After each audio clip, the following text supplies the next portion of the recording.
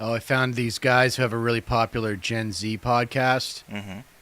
So that's who I was just talking to now on my iPhone. No way. On my yeah, I'm talking on my Instagram. The Gen Z Speaks podcast. Okay. Yeah, we need to make inroads. If I could upgrade my.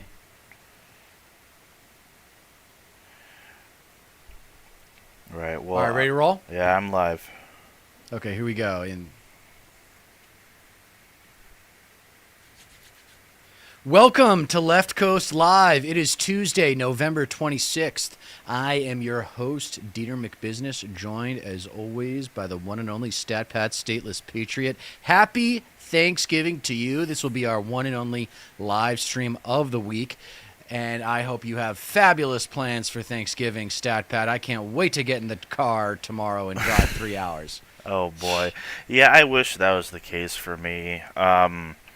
My second job didn't end up giving me this weekend off like I requested, but I ended up doing it a bit too late. So, like, I mean, I guess I can't really complain. But I'll just be basically working every day this week, regardless, except Thanksgiving itself, which I guess we're just gonna do food here and whatnot. But that's Good. that's life, I Yeah. guess. Yeah, there'll be a good amount of football on, although the football Yeah. Thanksgiving Day games aren't that good. I They're forgot all about pretty- that. Yeah. Yeah. Well, at least I got that to look forward to. So what's on your mind these days, man? Trump's talking about tariffs. We've moved on from mass deportations, so it's all just a matter of anticipating what's going to happen next.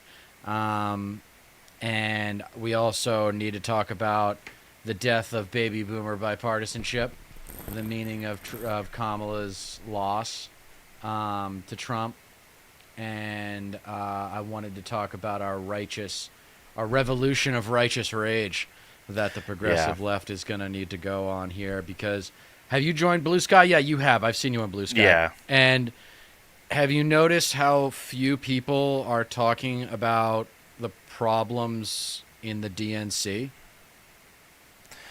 Uh, I the most 'Cause I've the, searched DNC. I've searched like changing DNC or whatever, and very few people are talking about getting rid of the Clinton, Obama, Biden people.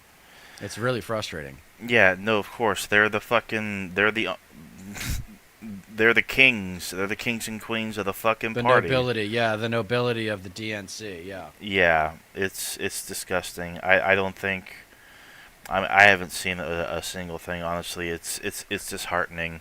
You know, the only I said one thing on Blue Sky, and then this woman chimed in. She said, "Don't attack allies," and I said, "Well, we got to learn from our mistakes here.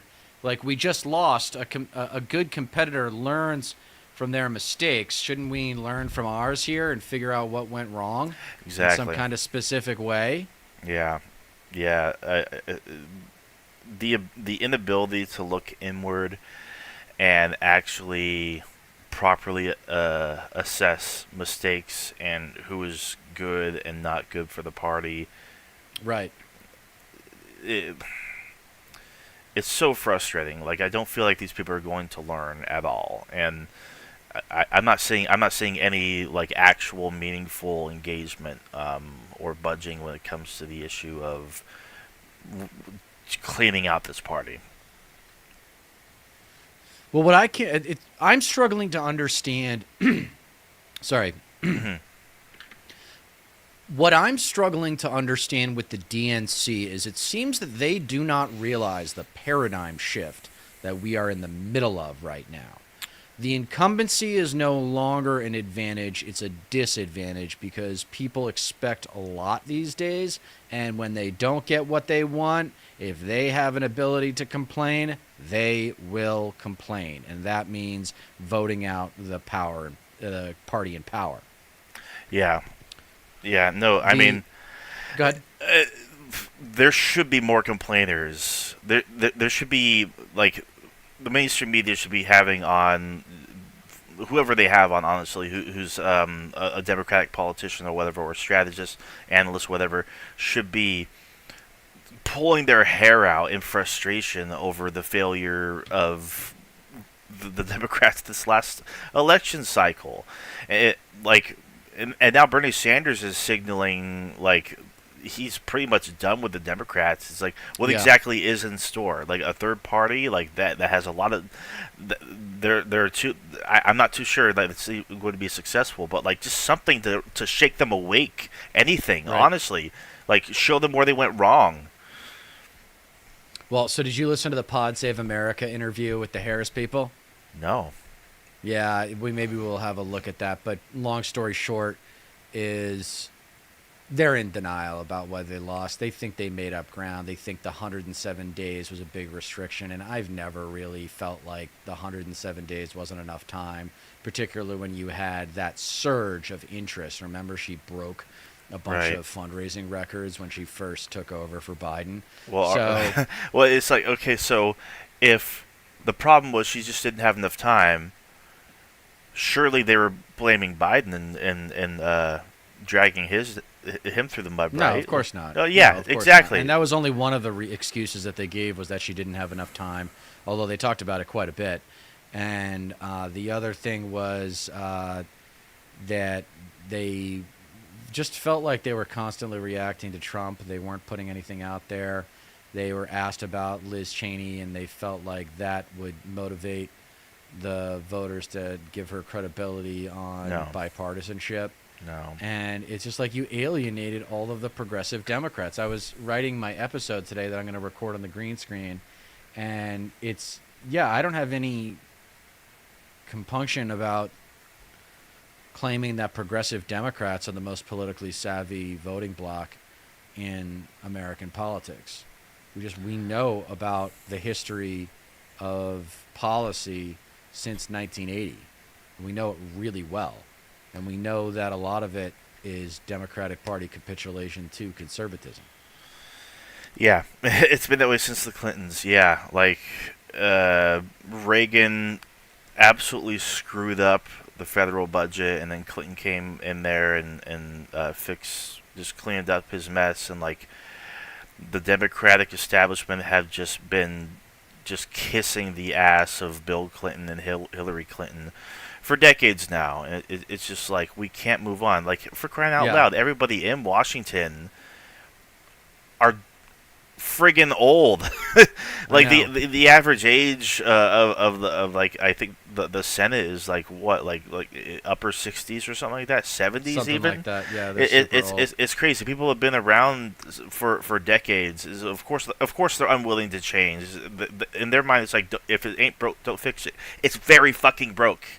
Yeah, it's very broken. Now, I was talking to my dad today, and even he was a successful businessman and whatnot, benefited from the system. I said, this doesn't work. This No. version of capitalism is not working. It's Right. producing incredible inequality. The seeds of revolution are here. I don't know how it manifests, but all the ingredients for an economic implosion are amongst us. But yeah, it was really frustrating to hear the Harris people give all these. I mean, it was really the Biden people that ran Harris's campaign. Yeah. And I think that was a huge problem. That was probably the biggest problem from just a infrastructure perspective, was that she never really had the opportunity to bring in her own people Yeah. in her own inner circle. But even then, she probably still would have done the same strategy. Yeah, I feel like she was indebted to them in a way because she did end up like taking all the fundraising money that they made and used it for her own campaign goods. Megan in chat says she broke the fundraising records because they transferred funds from the Biden campaign. That was that's something that a lot of people seem to forget, is like she basically took everything Right.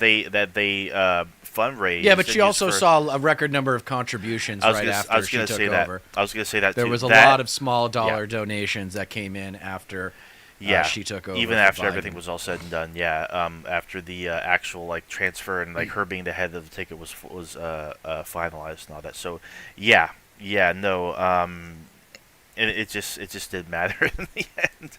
It's like you could fundraise all this money, but you're just not utilizing it the way it should be utilized. Honestly.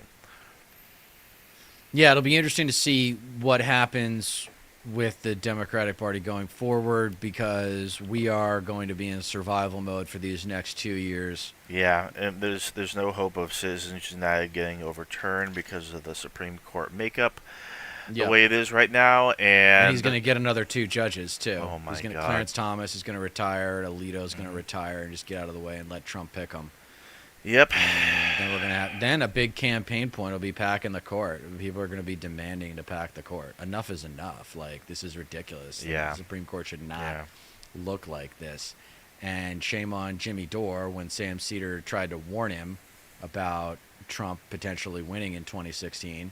He highlighted the Supreme Court, and sure enough, Cedar was right because Cedar's 10 times smarter than Jimmy Dore. I'll never forget that. Like any day now, I'm sure the moon is going to fall into Lake Michigan. I'm sure of it. You know. Yeah, he's such a douchebag. Yeah. He's such a douchebag. But Yeah, Meg is asking, did she break Bernie's record? Actually, I think she's referring to Overall, I don't small know. dollar donations. yeah. I don't know about I don't that's thi- a I lot don't of think so. That's granular. That's Yeah. pretty granular, but probably not. No way. I, with I that don't. amount I of don't think time. so. Yeah. Not to mention, Yeah. I mean, Bernie didn't even like make it out of the primaries. Like this is like Biden ended up getting the nomination. Like there really was no actual like primary that the Democrats had. Like nobody cared about Dean Phillips. People certainly didn't give Marianne Williamson any fucking respect at all. No. Unfortunately, but yeah, she says. Oh yeah, fact checking for all, she did not. So yeah, only record she broke was money for a quarter, which was due to Biden funds. Okay, I mean, All right. yeah, I mean, it still didn't really amount to anything. It's so ridiculous. It's like, and where's all that money go now? Like, was it even all like expended? Like, what was it even all? No, they're not in used? debt. That's what they said. That they're No, not in debt. Of But course, they're going to the Democratic Party war chest. No, of course, I wouldn't expect them to be in debt after this. I mean, with how much money was raised, you know. But yeah,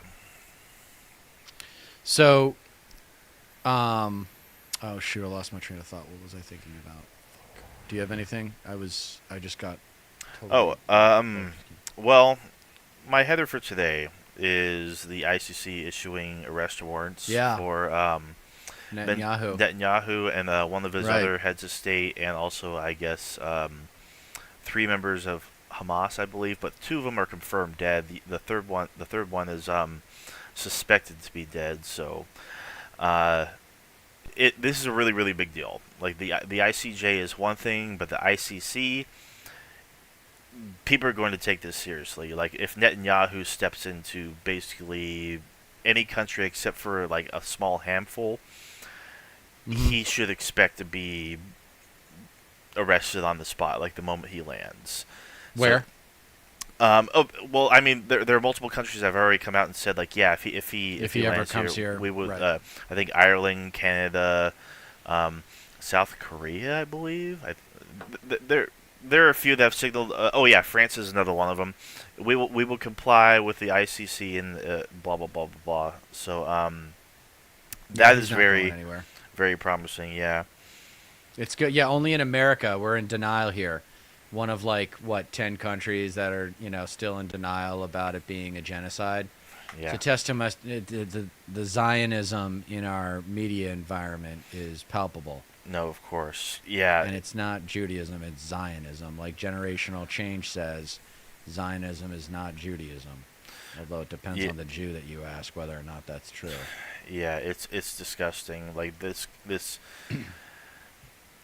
this trope that criticizing the Israeli government is anti-Semitic, or criticizing anybody who just unconditionally supports Israel, like no matter what, like anybody who does that is anti-Semitic. It's just like there are a lot of Jews that don't support what Israel is doing. There's a lot of Jews that don't Right. support giving them arms and I whatnot. know a lot of them. Yeah. And Mhm. claiming that they're anti-Semitic themselves because they're not going along with Zionism, which is not Judaism, is in of itself anti-Semitic. Right. Period, because we don't go along with your genocidal settler colonial ideology, like that. It's anti-Zionism. So trying to claim that anti-Zionism is anti-Semitic is just dead wrong. It's disgusting. Yeah, well, it'll be interesting to see how that plays out because he thinks he's got carte blanche now that Trump's going to be president. I mean, Yeah. Netanyahu just is a complete sociopath. He just does not care. No, He of has to course. stay in power, otherwise he's going to get brought up on charges. But Yeah. I mean, yeah, It's still another a real president says, "Hey, Netanyahu, you're going to surrender to authorities, or I'm taking away weapons for 100 years." You know, you put a big number on that, and you have 1 week Yeah. to comply, or something like that. No, You of have- course. I mean, at the very fucking least, like someone else should be in charge. I mean, of course, Israel as a project is. It's not worth defending. Honestly, like we invest way too much money. Like they give their people free healthcare. What a Like, stupid idea Israel was. I Yeah, mean, to put a of course. Jewish state on Arab land was just dumb. Yeah, Like, it was just just a stupid idea. And I'm not reluctant to say that at all. I'll say that to anybody's face. no, of course. Like just who cares about who has what claim to what land over there? Like Goes back hundreds of years, man. Goes exactly. Goes back 1,400 years. No, exactly, and it's like that's not a smart move at all, because it's like they're a puppet state that receives our Yeah. unconditional funding Financing. and whatnot. Yeah. They're constantly agitating their neighbors. It, the fact Although that they do people- a lot of business with Jordan, they do a lot of business with their neighbors too.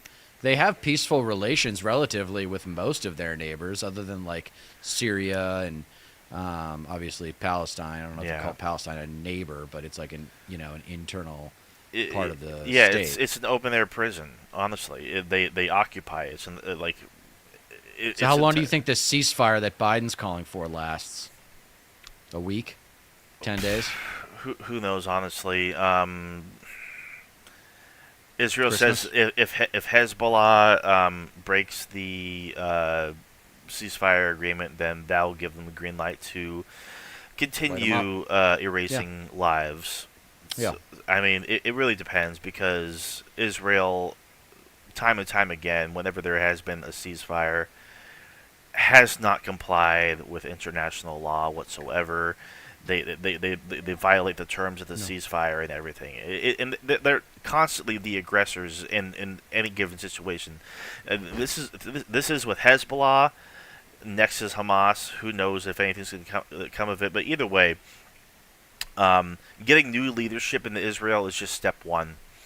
And there's no telling if like the next person who takes Netanyahu's place will be Just as bad. Just as bad. Honestly, Yeah. like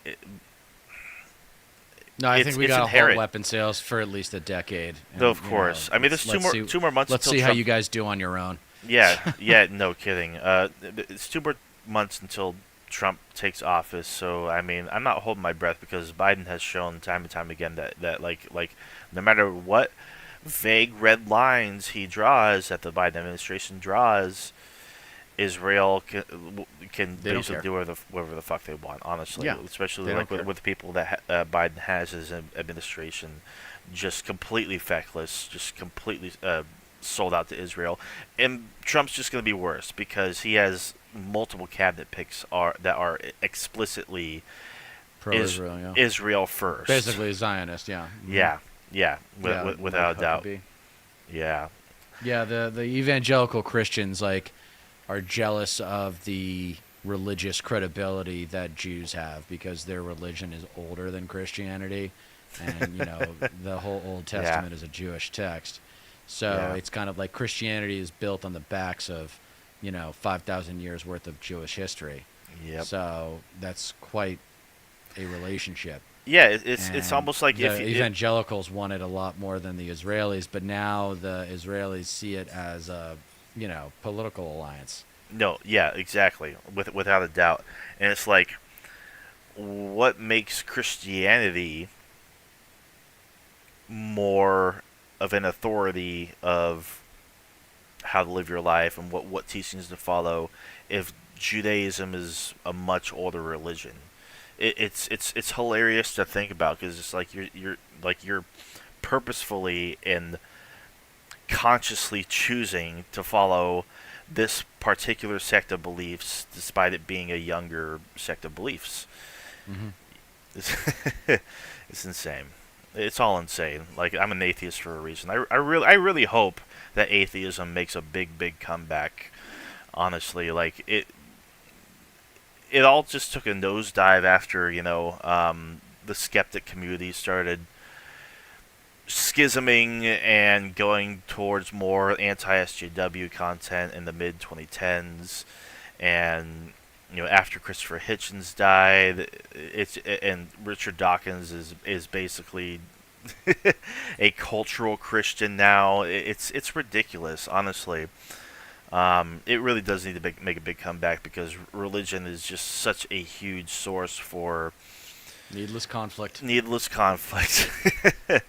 Yeah, It's churn. it's They too- call it in the business. They call it in the business world churn, which is just like a negative consequence or a negative externality, which is just a negative consequence of positive change. So yeah.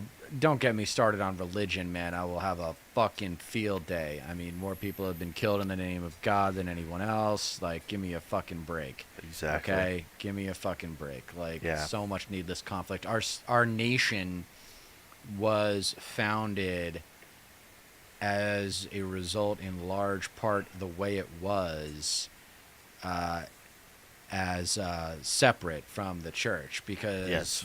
we've talked about it before. All the founding fathers knew that religious wars had dominated the European continent, their ancestral continent, for Yeah. over 300 years. That was 300 years before the founding of the country. Yes. That there was religious wars that defined European culture. Yeah. And that's generations. That's like 10 generations. Yeah. Yeah. No. Exactly. It's why the founders in the First Amendment they specifically said explicitly, Freedom of religion. yeah, you're free to practice any religion you want. Like they knew like the importance of not having a state sanctioned religion, a national religion of sorts, because they saw what it led to. All throughout Europe and whatnot, just like needless conflict, like you said before. When you actually study religious history and you see the things that have been done in the name of God, you just realize that organized religion, not spirituality. Spirituality's great, but organized religion, I don't see much good about it. No. I don't see much good about it. Maybe encouraging community, maybe philanthropic endeavors, but even then it's kind of bribery, right? Like, hey, I'll give you this loaf of bread, but I'm going to give you a Bible too, and you have to accept one. If you want one, you got to have the other. Yeah, and now Yeah. there's a thing in like Oklahoma where they're basically like forcing public students to do school prayer, and like they're like, I think they're actually handing out Yeah. Trump Bibles, like Trump that. Bibles, That is yeah. like the state sanctioned book for public schools. I think they're in like every class. I'm probably exaggerating a little bit, but I'm not too far off. It's disgusting, and once it eventually does go up to the Supreme Court, because this is definitely a constitutional violation, who the fuck knows what the Supreme Court's going to say? Yeah, I mean, I just don't have any confidence in it anymore. No. I don't have No. any confidence in the institution of the Supreme Court. Growing up, I had so much reverence for judges, and now I've realized that not only are they people just like you and me, but they are egomaniacs. Yeah. The ones that want to be on the Supreme Court are, by and large, egomaniacs. They want that power.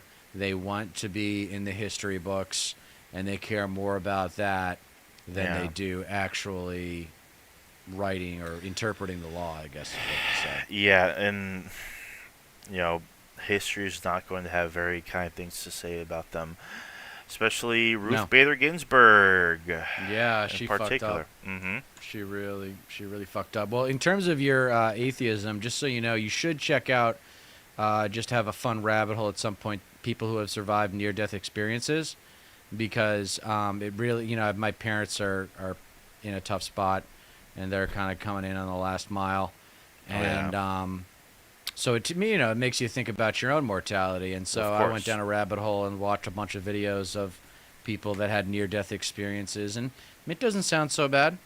Sounds kind of nice. Yeah, these all seem like good people though, so I bet they went to the good place. Right. Yeah. I mean, the thing is,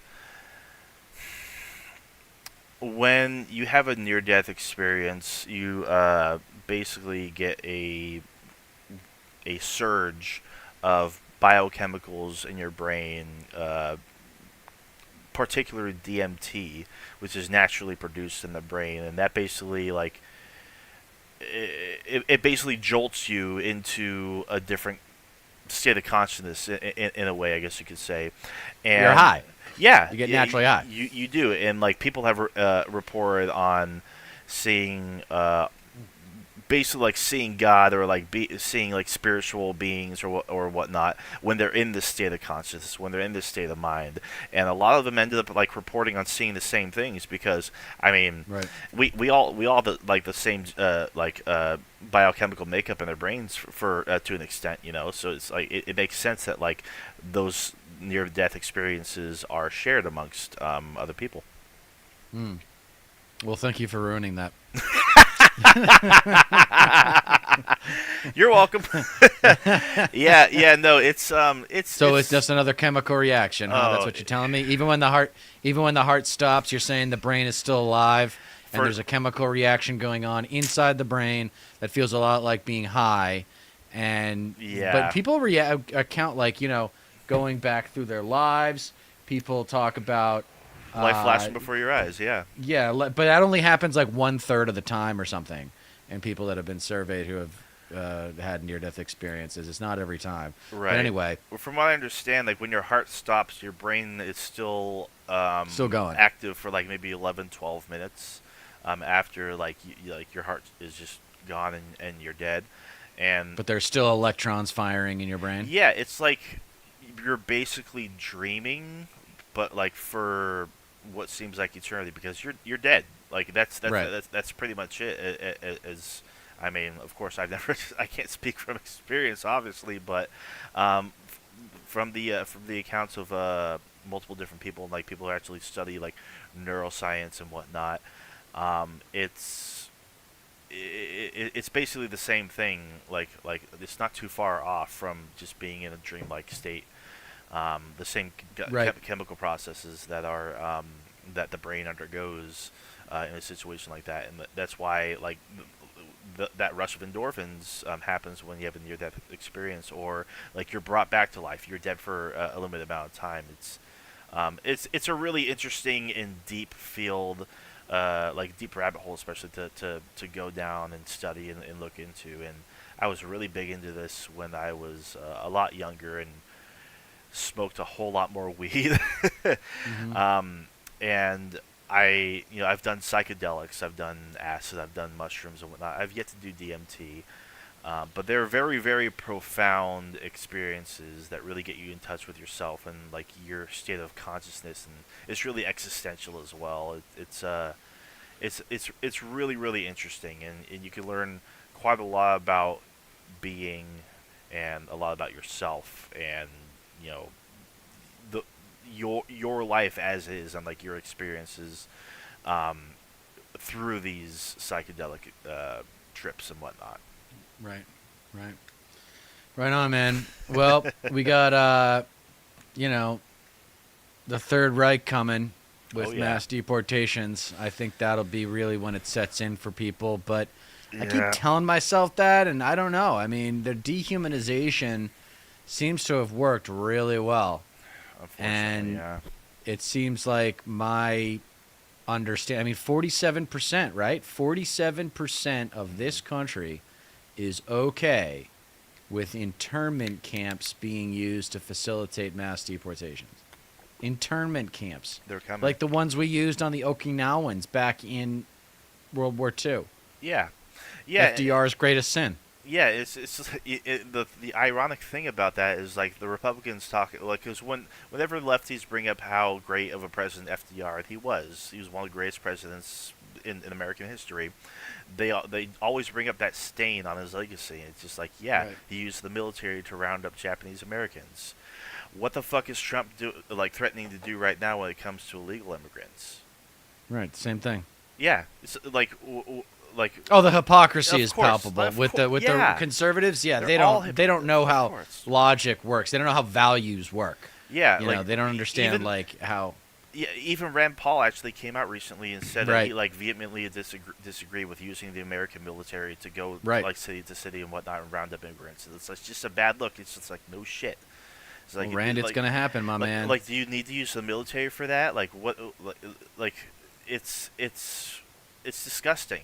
Honestly, like it's not the military's job to do that. For one, for two, it's like, are the logistics in place like to actually carry that out, or are we just Oh, yeah. or are we just going like willy nilly? No, Like, when the I have- federal I have no government wants to confidence do in the- something, it's going to do it. No. I mean, the federal government, it might not happen for like 6 months because they got to plan it or something. Yeah, But they're going to go after, they'll probably go after the border states first, I would think. I don't know. yeah. Who knows? The Like, thing is, where do you take them? Do you just throw them back in Mexico? I mean, where do you take them? yeah, it's. Do you fly them back to their home state or home, like home country? What do you do? Intern them indefinitely. I mean, that's kind of how it's sort of always been, like there's the whole like border crisis, like whatever, in 2018, 2019, where They're the caravan. well They called it the caravan. It was right around Kavanaugh's time, right? Oh, The yeah, midterms. yeah.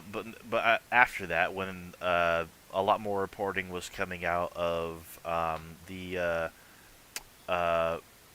detention centers along the southern border that had just had horrible conditions and whatnot, the reports said that, like they're like the mistreatment of the migrants that were just being held indefinitely, basically, at the time. And it's just like,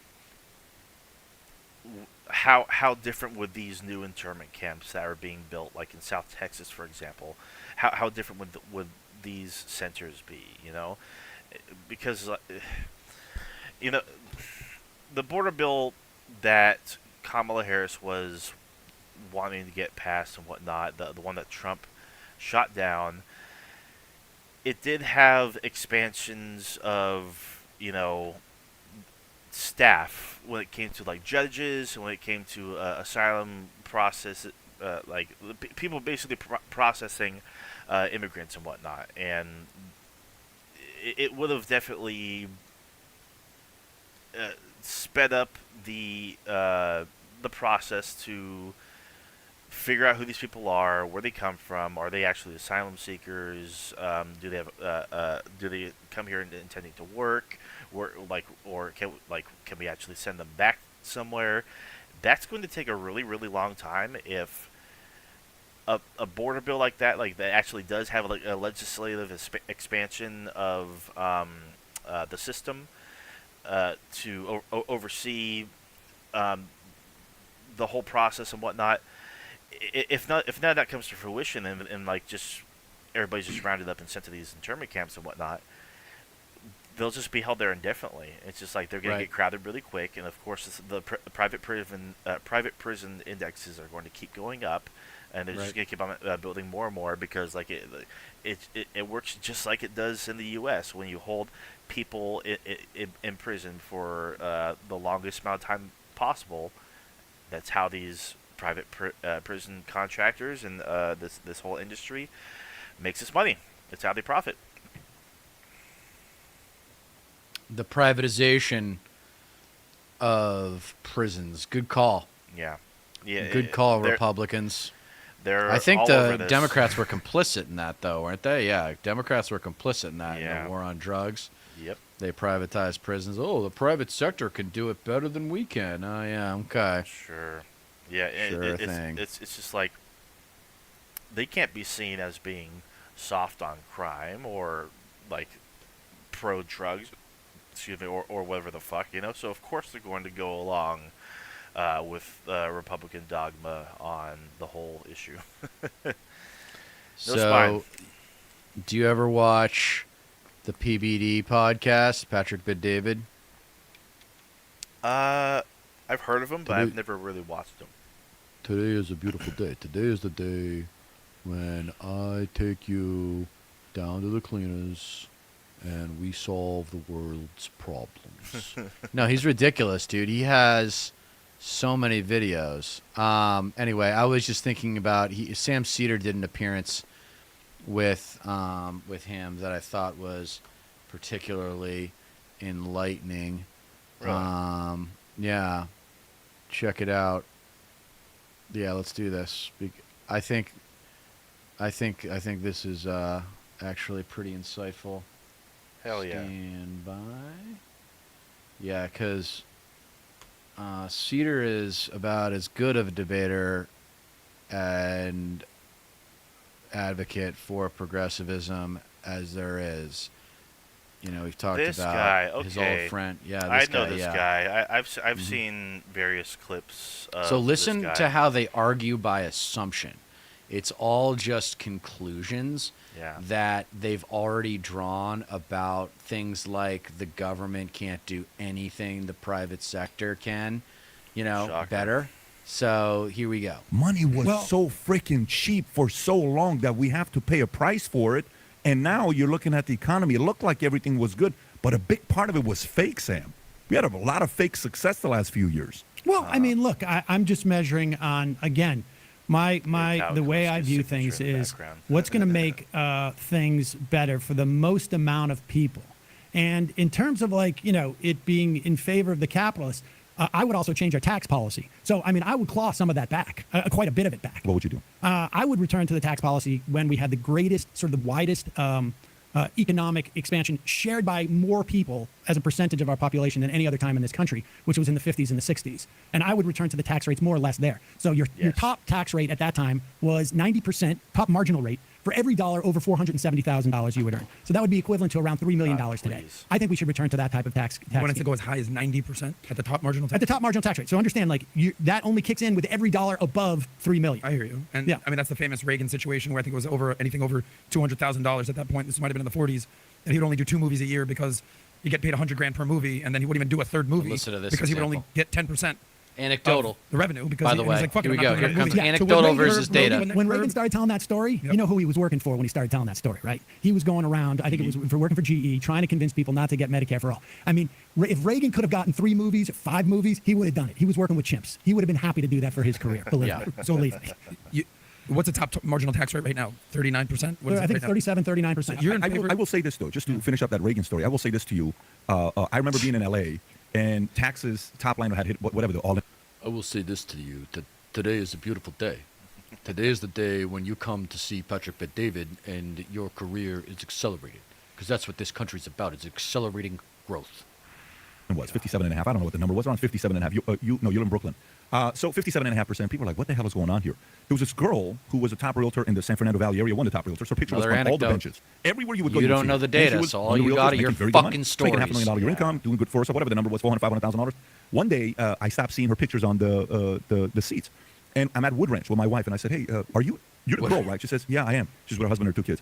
I said, what happened? We haven't seen you lately. She said, it's so funny you ask. My husband and I made a decision that the moment taxes got so high, it was more important for me to be stay home. It wasn't worth me San working Fernando to Valley, it's pay this much in California. taxes. So there's a part of what he's saying. Yeah, whether he's going to do the movie I think for that's chance and all great. No, that I stuff. guess- But there's a part of it that kind of I guess my incentive point needs is to be there.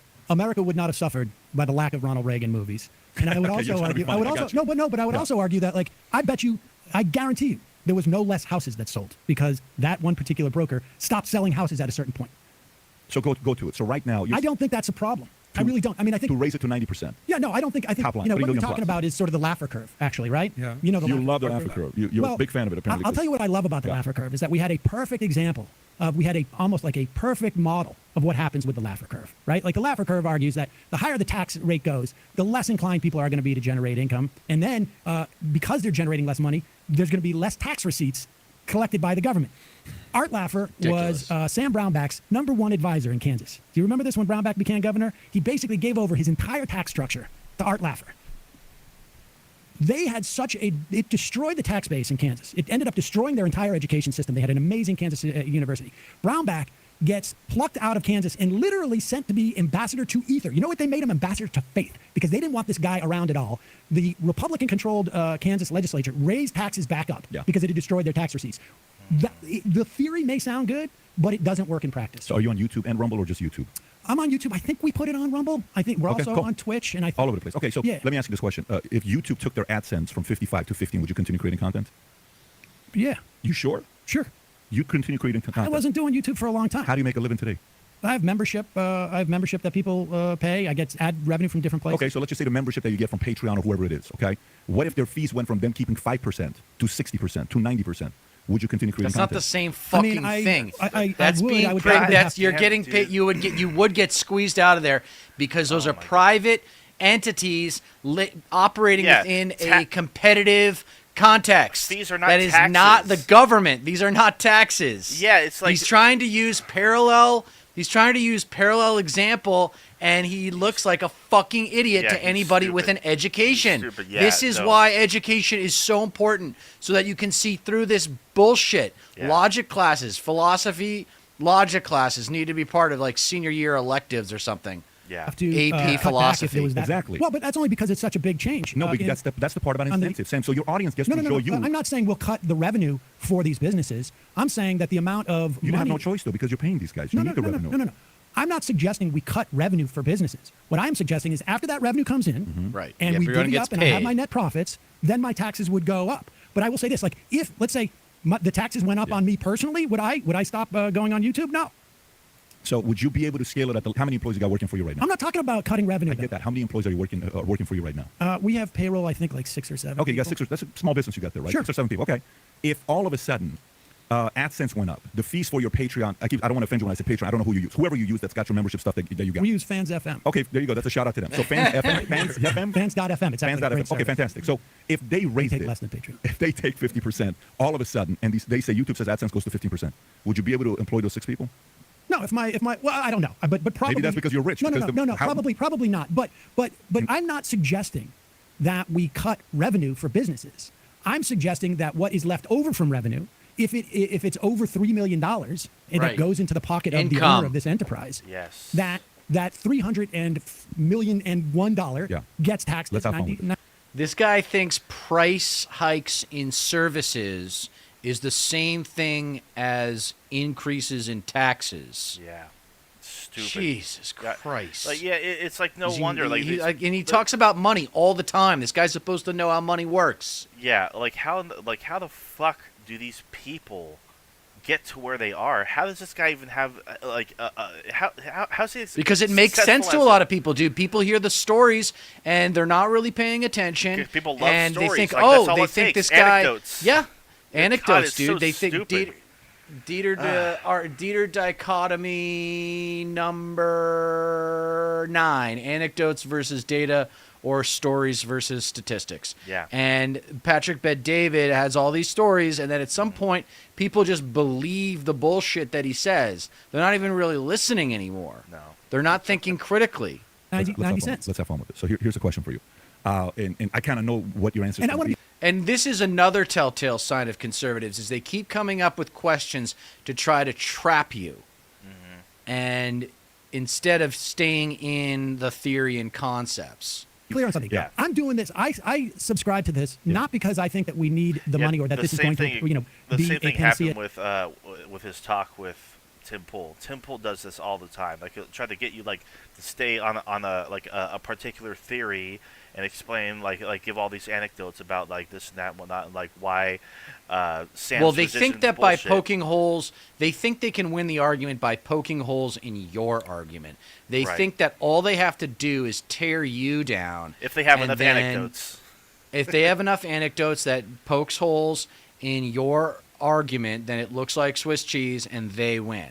Yeah. But that's not actual argument. It's not you how have it to, works. Yeah. It's a 1-2 punch. It's you tear down your opponent's argument and then you build up your argument. It's like the double-sided coin of argument, but you don't see that anymore. All you do is see conservatism try to tear down proposals for change, because if there is no change, then they win.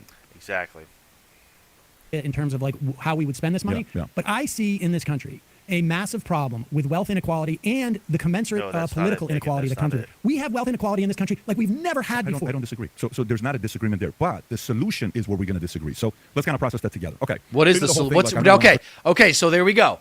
So here we go. He just put a marker out there. Let's pay attention because I don't remember. I've only seen this once. I don't know if he offers an alternative to using taxes for wealth distribution. We'll see.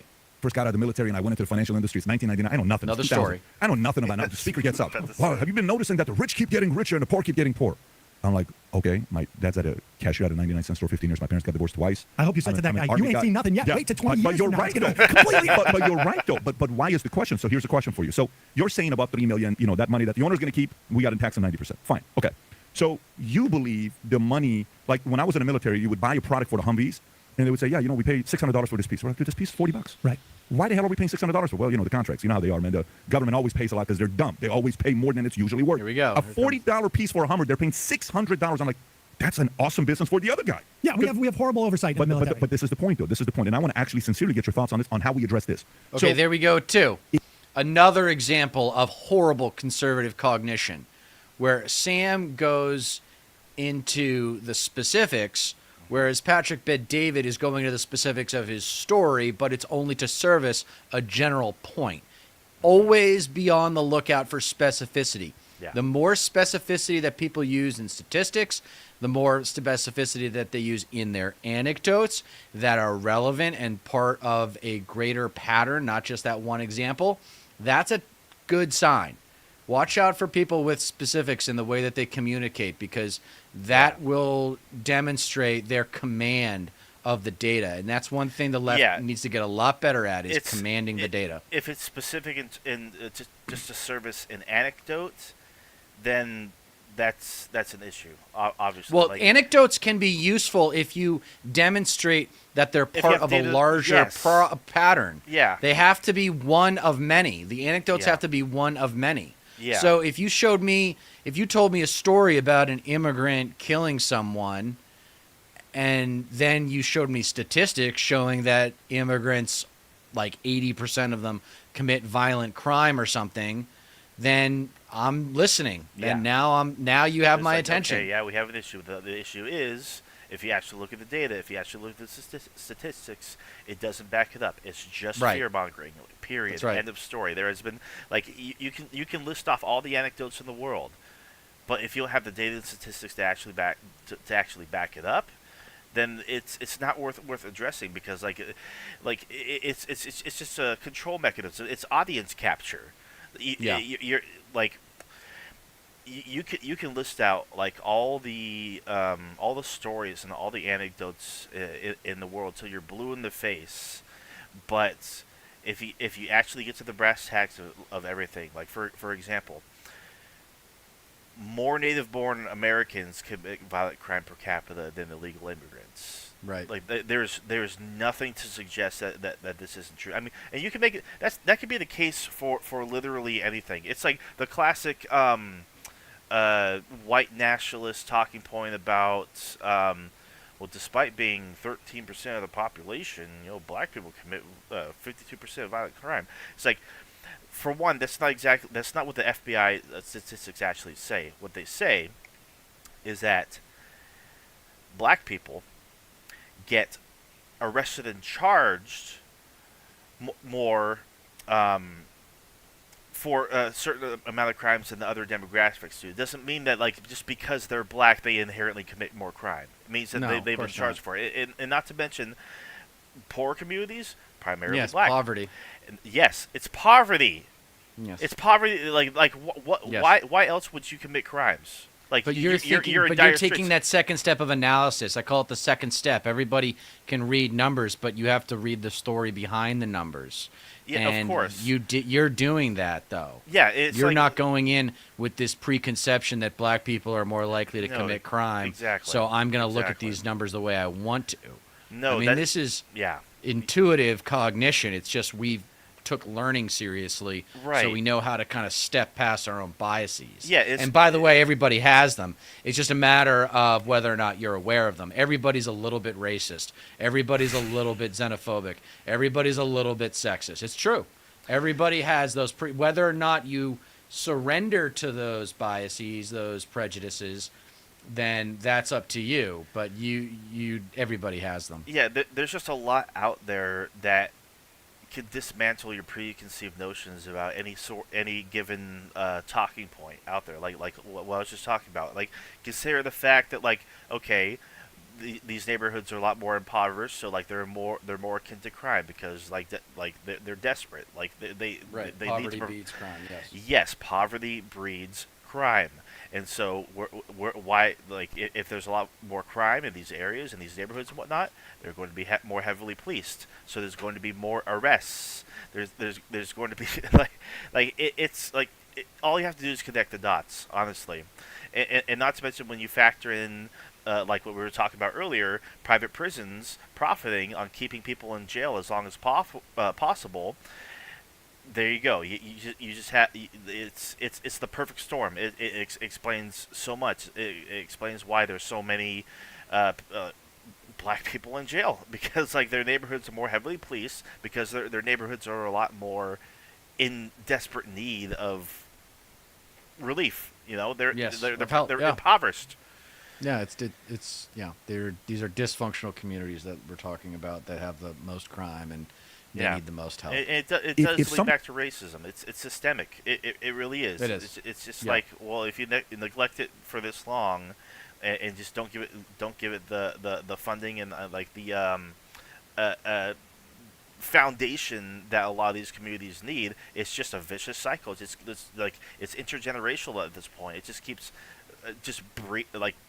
Yeah, you it's cultural you breed poverty, it breeds crime, and it just goes over and over and over again. But I guess people these kind of don't want to be conversations are right. too People hard want. these Theater conversations are too dichotomy hard number to- 8, dude, Yeah. is like they don't want to be right. They want to feel right. They want Exactly.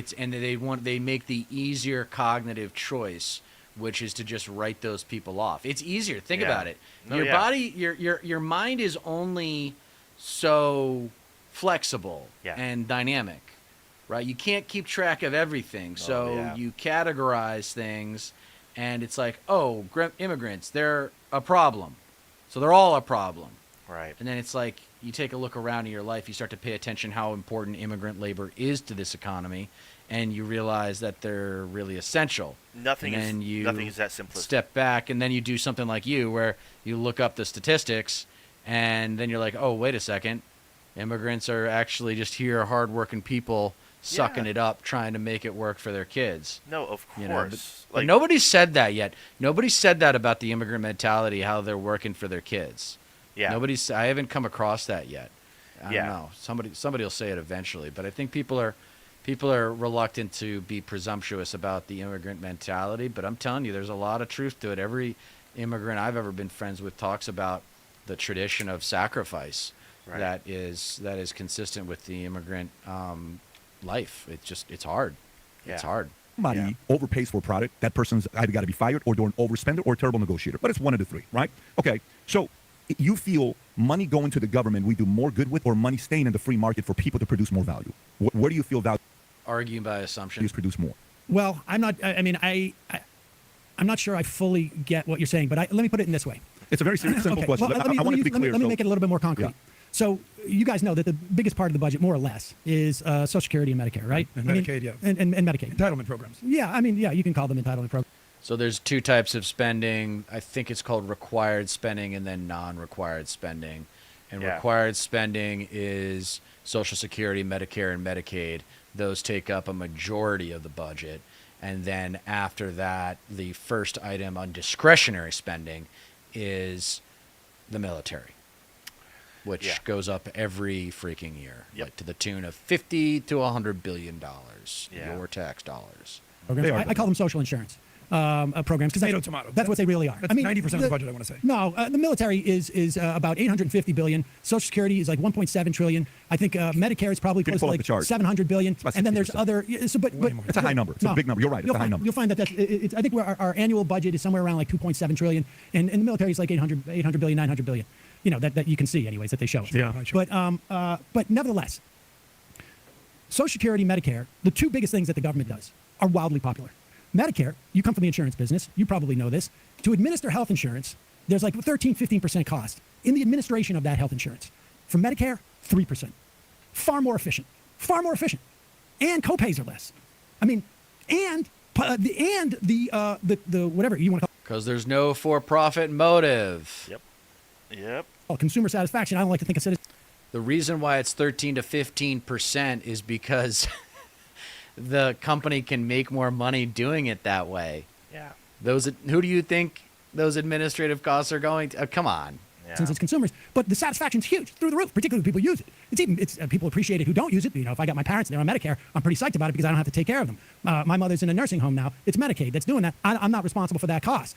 Social Security through the roof. In fact, I think even a majority of Republicans want to expand. But Social Security. popular is not a way to qualify something. If I No, went I out mean, and it's customer satisfaction. if I went to high school and I said, guys, I'm giving dime bags to everybody, I'd be a very popular guy in high school. So Well- that is a wrong way to qualify. Well, you said efficiency. Yeah. Medicare, 3% Right. administrative costs versus 15%. That's like the kid that's running for class president. So he tried to do a little distraction tactic Yeah. there. Yeah. And Sam's not having it. No. And it was like every Yeah. Friday we're throwing a pizza Yeah. party. Well, if He's you going to could- get everybody's vote. if But you who's could provide- paying for the pizza party? Sam? Well, workers. In fact, I would argue that we should be actually removing the cap on Social Security taxes because right now, you know, it goes only to $160,000, right? There's a cap. Traditionally, Social Security has captured or touched 91% of Ray the country's did income. that. You follow me? And now it's somewhere down in like the mid 80s because of wealth. Yeah. 91% of the country's income. You follow me? And now it's somewhere down in like the mid 80s because of wealth. Yeah, but your inequality. argument on the flip side of it, the argument can be as well to say, well, at the beginning when they came out with Social Security, there was only a few thousand people in America that was actually using it. It was not meant to be for as big of a behemoth Are as you what it is kidding? today. No, It that's kept true. 2/3 of our elderly out of poverty. It keeps Yeah. two-thirds of our I elderly. Nobody's that's arguing the benefits of that's not the Social argument. Security. Though. That's not the argument. The argument is originally when it came out, No, it see, wasn't it's for- not. Yeah, No, see, no, no, like, to you. holy to you, shit, that's dude. the argument. Oh my- because that's what makes you feel right. Yeah. That's what you go original. You go to the original like argument because that's what makes you feel right. You are literally Yeah. Look up slashing what. your way through the jungle the exact way, you know, when there's a clear path right to your right. Look up what FDR said about it. Like, for crying out loud, and he didn't even. It was going to grow. It was always meant to grow. Yes, It was always meant to exactly. grow. Like fucking FDR wanted to pass the second Bill of Rights and whatnot, and like it just didn't even get that far because he ended up not living that long, and then they actually had to fucking like FDR was so goddamn popular they introduced term limits. Like, give me a fucking break, dude. Like, if it wasn't to keep the elderly out of poverty, especially out after the fucking disaster of the Great Depression, then what the fuck else would it be used for? Like, why the fuck not? Like. What else would be looking out for like people once they retire and they can no longer hold down a job because like they're up there in age? What the hell else is there to keep them intact? Right. That's not the Social argument. Security. Though. That's not the argument. The argument is originally when it came out, it wasn't for Well, the they couldn't. bigger percentage. You had to wait. You had to wait No, until no, you no, build up no. the You fund. didn't have to. You had to have capitalists work and overtax them to be able to fund it. That's what you had to do. But let me go back to I the think what question. you are saying, just to validate your point, I think Overtax at them, that point, dude. this is Oh my FDR God. back in Yeah, the we day, can pull up the data. That's I think not there was a- 40 workers for every retiree. I think now it's closer to like 3 workers. Yeah, it's not Yes, sustainable. not even close. No, it is sustainable. You think it's No, sustainable. I don't not think it's sustainable. I'm looking at the Social Security Trust letter, Fund when- actuarial with the table. letter when they sent you this, in the Social Security letter, they're telling you if we go this way, this is going to go bankrupt. No, in the no, letter. no, no, No. you're misreading it. The No. trust fund is going to go bankrupt. In 1981, Greenspan and Reagan expanded the trust fund. We had a surge of baby boomers. There is a trust fund that exists that is essentially like a rainy day fund. That is going to be insolvent around 3033. 2033. 10 years. You are correct. I just had this conversation yes. last week. However, That's not a concern. However, That's not a concern. however, That's not a concern. it is a concern. It will Where cause did- 20% in cuts to our Right, benefits. okay. But that's it, period. Now, the way that we can get rid of that 20% in cuts in the Social Security Trust Fund is to do what I'm suggesting. Remove the cap so that every dollar you make, even above $160,000, Yeah, but is taxed by Social Security. Sam- And then your kids Yeah. will be long dead before that Well, trust fund is out. hopefully, if I raise my kids right, my kids won't need to be supported If by they the don't government. need to be, Yeah. if they don't So- need that social insurance, Yeah. look, I mean, how can you, as an insurance guy, how can you not understand that? No, no, I- don't sit around saying like, I hope that I don't need my It's like, have fire you done insurance. I hope I don't. yes, if your like, kids hello. don't need Social Security, Yeah. old age insurance, then you know what? But I we also, will tax the money back. I am better for society. I am better for society if I find ways to get people off of needing any of this stuff than to rely on it more and more and more. Okay, because so I'm what do you truly suggest? Okay, what do you suggest? His What do you faith in suggest? capitalism. Yeah. It's his religion. Yeah, it really Capitalism is It his religion. Yeah, yeah. If you can't, okay, so what do you suggest Social Security be replaced with? Like He doesn't have any ideas. He doesn't want a Yeah. government program. Yeah. He thinks that capitalism can solve everything. Yeah, no, because it's a false messiah. It's exactly literally like- a violation of the first fucking commandment. Yeah, it's exactly when Trump wanted to repeal Obamacare, which was saved by John McCain. When the Affordable Care Act wanted to be when they were repealing it, they didn't have a replacement. And you ask them nowadays, like, what do you want to replace it with? Yeah, I have concepts of a plan. those who Yeah. are creating commerce. That's what I'm hurting. But let me go back to my Hold on, question. one second. We had an experiment with Wait this. a Hold on, minute. let me Let me just ask a finish the question for you. Social Let me ask a question. You still haven't answered my 401ks. question for me. No, wait. 401ks You with a still private you solution. still haven't answered my question. Let me go back to the question to you. So Okay. my question at the beginning, you have not yet answered. Okay. When you said, I would go back to the old tax system and I would take it to the 50s and 60s where we had a 90%. Okay. And I asked you a question. I said, who do you think produces more value? I gave the example of the Humvee, the pieces in the Army, how much we were paying, $600, but the piece was only $40. And the government tends to overspend because they're reckless spending. They're not really held Going accountable. back to Does his money anecdote, going it in show- free market shows create you how more weak value, he or is, money that he going has to to the go back government to create more this. value for people? Explain to me what you mean by value. Okay, so value to me is, if I can give money to free market and lower taxes where they can go create more jobs, more opportunities, is that better for us long term, or is it better for us to raise taxes to take away incentives and give that money, tax money, goes to politicians to make decisions what to do with the money? Are politicians better at making decisions on what to do with our money, or are we? I Absolutes. Oh my God. Yeah. Absolutes. Jesus Christ. Are we dude. talking about the fire department, the police department, the post office, This guy the probably military? You want to privatize the fucking military? Come on, man. He just thinks it's a panacea. He thinks capitalism is a panacea. guess Yeah, just doesn't even in a really broad believe way, in I would say taxes. if we're going to look at the biggest chunk of money in the government to make this assessment, right? $1.7 trillion, Social Security. And we can compare it to the one sort of like comparable thing in the private sector, and that's a 401k. I would have to say, just based upon the way you set up this question, that obviously the government, because Social Security This has is been brilliant. the single most effective program that we have in this country. It has kept 2/3 of our senior citizens out of poverty as a social insurance program. 401ks have been a disaster. They've been a disaster. Just Google right there in front of you the 401k experiment. People took the money out. And grant you, you can make an assessment that these individuals were stupid or immoral or whatever it is. I'm looking at the goal of keeping senior citizens out of poverty. The government has been able to do that far more effectively. 2/3 of our seniors Yeah. are in nursing homes because the government is paying for it. You can look around at anything that doesn't involve a profit motive. Like, for instance, the post office. If we didn't have a government-run post office, do you think you could live in the most rural parts of the country and get postal service for 42 cents or 48 not. cents? You can send a letter? No way. What person looking to make a profit would do that? In fact, I've got a great example. This is, I was doing radio during Katrina, and there was a story that haunted me for years and years. When Bill Clinton, I'm not a huge fan of Bill Clinton's administration, frankly, but one of the things he did do well was to build up FEMA. I guess having come from Arkansas, he had a pretty good sense of what was important there. And Bush, when he came in, very early on privatized a ton of it. There was a story, a very small story, in New Orleans. The buses that were supposed to come to New Orleans to evacuate people before Katrina hit, there was a whole ton of buses that went through 3 different contractors, right? There was like a general contractor and then a subcontractor, and another subcontractor was going to bring the buses. They were from like 3 or 4 hours away. And maybe it was 6 hours. I can't remember the exact details. They were going to send the buses, but the guy whose job it was, who owns the bus company, and then the contractor above that, they waited longer. Because if you send the buses and they're not used, they're going to eat that cost, right? It's going to cut into their profits. They didn't send the buses. They didn't get there in time. People couldn't get evacuated. Would it have changed the trajectory of the thing? I doubt it, but it would have saved some people. Yeah. And the Like point is that there are 1,800 some fucking jobs people died that the because of government China. does better because the value there is not measured in terms of actual sheer dollars. It is measured in, Saving the essentially lives. how much immiseration are you inhibiting people from suffering. And so, yes, I agree that when it Yeah, comes to the auditing in fucking- the military, worst. Yeah, the profit motive is like the great destroyer, like period. It's like your example when it came to 9/11, the fact that like airline security was private Yeah. beforehand, and if it wasn't it like before it like became public security, the government provided security. Yeah, we haven't had the 9/11 since. It's the profit motive. Like if they can't be bothered, because they don't think they're going to turn a profit, or they think they're going to lose money, why go forward with it? Even though, like, the odds are you're going to save lives. It's disgusting. The line in a capitalist society, I think we kind of have to accept that America is going to be a capitalist society for the foreseeable future. Of course. But the line that I think you could maybe get like Patrick Bet-David or someone who thinks they're smart and maybe has an open mind, I don't know, is stop thinking about these issues in terms of it's either the private sector or the government that solves the problem. Instead of that, think about what parts of our society should the government absolutely handle? Yeah. And, after you get done with the fire department, police department, post office, military, as soon as you get done with all those obvious ones, I think energy facilities. I don't know why we need the for-profit motive for anything that's not like new energy. They're building offshore wind energy facilities in the United States now. Yeah. And a lot of them are going to be run by private companies. Not okay with that.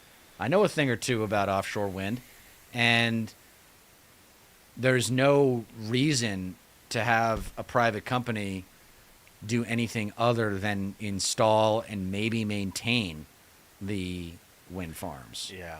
There's no reason to have the for-profit motive built into the rates that the people are paying. Exactly. The worst government agency we have, because it's very easy, very hard to sort of like scrutinize the military. People don't like that, and it's also a huge power base of a lot of money. They make a ton of money out of this. I agree with that. Same with but if you look at insurance. Same with Medicare, insurance. Social Same Security, well, listen, the numbers don't lie. 3% administrative costs for Medicare. Can I just make, I appreciate some of the points you're making. I do think that you're kind of conflating a couple different things. I think to Pat's question, whether the government is better at spending your money or whether the private markets or private companies are better, it's not even close. If private What do you companies mean ran by up spending money, like to buy like soda, or to actually like direct it in a way that keeps less people from Okay, suffering? we have $31 trillion in debt right now. I think that's evident enough, Sam, that we're not so good at Oh my spending God! money here in America. And Let's say- again, they don't even understand debt either. It's like I know. we live in a debt-based economy.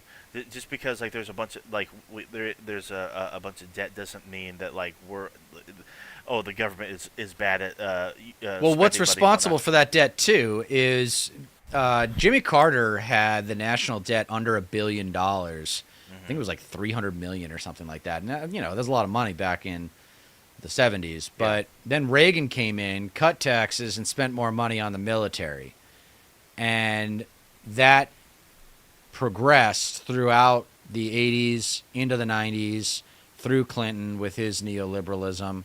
And even Obama and W obviously had tax cuts for the rich and corporations. And this idea of tax cuts being the vehicle for economic growth, we've just gotten addicted to it. And it's a serious fucking problem, because that's not the way you grow an economy. That's not the way you grow a society. Yeah, of course, and not to mention. So it's the double-edged sword of the Republicans cutting taxes and increasing military spending. Yeah. Because they cut social service programs, but those things aren't even close to as expensive as military projects. Yeah, I mean, look at the fucking Iraq War. Like, when all is said and done, we'll have spent $7 trillion on that. It's just like, hello. Really good at spending money. Well, we're not good at management is a better word, yeah. Okay, there's a difference between being frugal and being smart with your money and just being wasteful. The government is clearly fucking wasteful. Where you are correct is that most retirees and most Americans do appreciate Social Security, do appreciate the entitlement programs that come with this country, whether it's Social Security, Medicaid, Medicare, no doubt. But that doesn't mean the government is good at spending money. We're seeing that Social Security is about to go bankrupt. No, in no, next the 10 years. trust fund is The gonna be trust fund solved. by 2023. And yes, I just had this conversation literally 2 days ago in D.C. where he kept using the word bankrupt. I said, what does that mean? Who kept using that word? This was Which a Republican used It it? wasn't even a Republican. He was sort of a Social Security financial advisor, expertise type of guy. But I said, what do you keep saying bankrupt? Is that meaning that retirees will not be receiving benefits? He goes, no, they'll probably be slashed by 25%. You use 20. So we can, cut the baby in half here. But how familiar are you with the three-legged stool of retirement? Of course, yes. Okay, so it used to be you had three avenues to retire. You had pensions, which do they even exist anymore for They 90% of exist people? more as a defined contribution Correct. than They're defined not very benefit. popular these days. I don't know how many people here have pensions. You have Social Security, which was never meant to be a retirement program. It was an insurance policy if you live too long, which basically Americans are now. Or you have your personal savings, which is the 401k. We can argue the merits of 401ks and Roth IRAs, what have you. But Social Security should not be keeping Americans afloat for 30 years of their life. Well, And that's a failure of problem. the private industry, isn't it? Why is it a failure of the private industry? Well, I mean, Social Security is maintained. The idea that we're leaning on the government stool nothing because better the has other come two have along. failed. That's a function isn't that of private industry. Isn't that a function of just the average person understanding how money works and saving money, investing and doing it properly, I don't versus know. the government or Individual institutions? 50% of the country Of lives course, paycheck to of paycheck. How are they course. supposed to save this money? Well, how are they spending their money? I guess is the biggest question. How many people have credit card debt? How many people? You just said when you took out a mortgage, you said, I'm an actor. What was the rate? You're like, I don't fucking even know. You should know. No, I was making so much money that I don't give a shit how for much money you single guy. think, Sam. You should know what your mortgage rate is. But I mean, I didn't remember what it was in 1998, but I mean, I know what it is now. But I mean, but I was making so much money, but I was making. I was in the top. I don't know if I was in the top 1% at that time, but probably pretty close. So let me ask you a question. And I was a single guy who had just gone from making $22,000 a year to all of a sudden making that. How much were you in less than making a week at that point? I mean, I was making a lot of Now, money. how comfortable at that point would you have been paying 90% in taxes? Sure. So you actually want to pay 90% in taxes? No. Let's Why be would you clear. want that? I think it should be 90% over After a for cap. the every dollar you make over $3 million. Yeah. That would not have impacted me at that time. So- but I would have been happy to pay more taxes. Yeah, if they actually Why listen. would anyone? What are they laughing at? Each other. You know why I'm laughing? Because it's always let's tax the people a little richer than me. It's I always, let's swear to tax God, the this people. guy's so but fucking not- stupid. Holy fucking shit. No, are they not fucking listening to what he's saying? Top marginal rate, meaning anything over $3 million is taxed at 90%. Fucking, like, below that, it could be as low as fucking 30%. They're not fucking listening to anything he's actually saying. They have no idea what the fuck they're talking about. They really don't. Oh, but I'm just If you're saying I'm just going back if you're to saying what, 22 what, a week, you I'm would just make looking- $1 million in 98. That's a lot of money. No. to make $1 Well, million. it wasn't I 20. would It, flip that's the 22 table weeks. over That's if a I million was a year. saying. No, that was the year before. I mean, But you're making money. Let's just I was making yeah. a bunch of money. So- but so- I'm just going back to when we had the Great Compression, which was when we had the least wealth inequality in Yeah. this country. We had the GDP was consistent with where on our trajectory, but it was spread out. It wasn't like this. Essentially, it was more spread out. It's called the Great Compression, and I'm just using that figure. I mean, look, if it's going to be 85% over 3 million or 85% over 4 million, I'm just basing it on what was the most successful economic era of this country. Why not do 90% over $250,000? I mean, if the numbers bear it out, I'm agnostic as to that. Again, I'm just pegging it on when we had the most success Right. in Yes, this country in terms yes, of our I appreciate you bingo, pointing out the success, but right now the top marginal tax rate federally is 37, 39. Okay, you do realize how shocking it is to say, all right, rather than go from 37 to 39, yeah, how about 40? How many how about people, 50? How many you people, want to go to 90? How many people do you 90. assume? How many people do you assume would be touched by that tax? Would be implicated? Top Exactly. 1%. I Yeah. Look at this number. Exactly. Share of total No. income Less. taxes paid. Less. The top 1% in this country it's less. pay 42.3%. The bottom 50% only pay 2.3%. So That's 150 indicative million of the fucking wealth gap. That's because they Dude. have no money. Yes, hello. The bottom 50% of this No country idea. has no money. Yeah. They're all in debt. Yeah. They're all in debt. Student loan debt, medical debt, most popularly, credit card debt. Yeah. It's huge. Yes. They're not able to save anything. No. Yeah.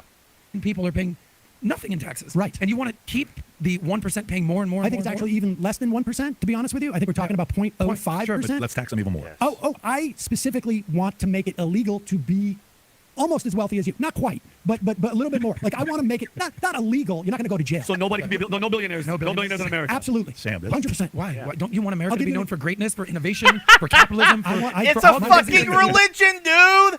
Oh my god. It's their god. What, like, Capitalism is their god. Jesus Christ. It's like, wow, fucking I can't make any more than $999 million a year. Like, like, my greatness fucking neutered. Well, that's It's like, also holy shit. there's dude. also like they're also not talking about income versus wealth inequality. So those are actually two different things. Wealth is capital gains. Income inequality Yeah. is income. So that's Yeah. how much money you're making at your job. No one's getting paid $1 billion for a job. They might be getting paid in like ownership or something, like stock, as well as financial compensation, but no one's getting paid like, incomes over 3 million would affect a lot of people, a lot of 1%ers.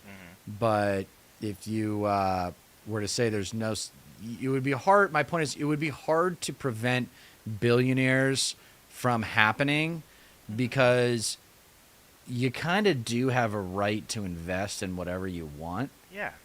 And if you start out with $1 million and invest really well, let's say 10 years, that thing's worth $1 billion. All those investments are worth $1 billion, or maybe let's be 10 billion. Okay. Now, when does that get taxed? The money's got to move when it gets taxed. So when you if you cash out $1 billion from that 10 billion, that's going to be a pretty big tax liability. Yeah. And that's where you can get creative about how to hedge that. You can give wealthy people incentives to, help their neighbor out. But that's another episode. Once I get that episode done, we'll talk about that idea because I think it's a good one. Done in this country. And I got to get it on the internet so that people don't steal it. Definition You of want to go to greatness- like Nordic socialism? my definition of greatness is different from yours. So if you like this, Nordic socialism, dude. It's interesting you say that because Denmark is the happiest country in the entire My world. definition of You want to go greatness- to like Nordic socialism? my definition of greatness is different from yours. so if you like this clip and you want to watch another one, God, when did that clip come out? Does it say? Yeah, I- it's 1 year ago. Yeah, I remember when he made an appearance on there. I don't think I ever got around Kalinske to made an watching it. appearance He on did. there. He did. I think I have to watch that too. Yeah. We should look up the tax brackets for 2025 and just take a look exactly what we're dealing with. You want me to look that up right now? Yeah. 2025 tax brackets. I think they were just. The top marginal. You want to know what the top marginal rate is? Yeah. Is there like a graphic? Yeah, there's a for it? chart here. I'll Yeah. Yeah. bring it up. God, these fucking people, dude. All right, so 37% Yeah. on 600 grand, more than 600 grand. Single, more. Yeah. So yeah, like I would be. Well, I mean, because it's like it's so hilarious. I have no idea how this works. So it's like, okay, everything I make underneath $11,600, 10% taxed. Everything I make under $47,150, 12% taxed. Last year, before taxes, I believe I brought in maybe 53 grand. Fucking anything over the 47,151 mark, that would be taxed at 22%. 24%, yeah. Yeah, that's how it that's how it works. It's like those top brackets, they can easily be more. It's like, are you really struggling? Hell, fucking add another tax bracket. Fucking, you got everything over. Yeah, I don't know why you just don't add another tax bracket yeah, and make it 45%. Yeah, 45% over like a million. Over 3 million. I Yeah. mean, you got to understand with the way. Go far Is with there it. like a It's wealth gap chart because it looks like a parabola? Yes. Yeah. No, It looks like- I know what you mean. Yeah. It looks like. Yeah, there we go. Here we go. Wealth inequality is growing. So this is it. Yeah. Look at that. Look at that. No, of course. Okay, that's $10 to $400,000. Mm-hmm. That was not too long ago. That was 2016. So look at that. It goes down. You're down to 90. Mm-hmm. You're at 12% of what you're at when you're in the top 1%. Yeah, the So I mean, it's just 99th percentile, dude. It's insane. The top It's insane. 0.01%. It's like there's Yeah. no what the fuck are you doing with that kind of money? Like, what do you need it for? they're setting up their grandkids.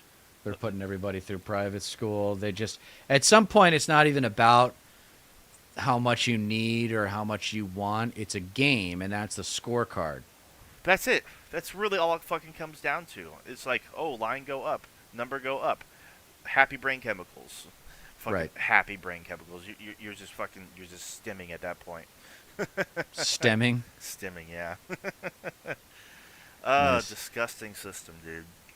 All right, so we're at an hour and 20 now.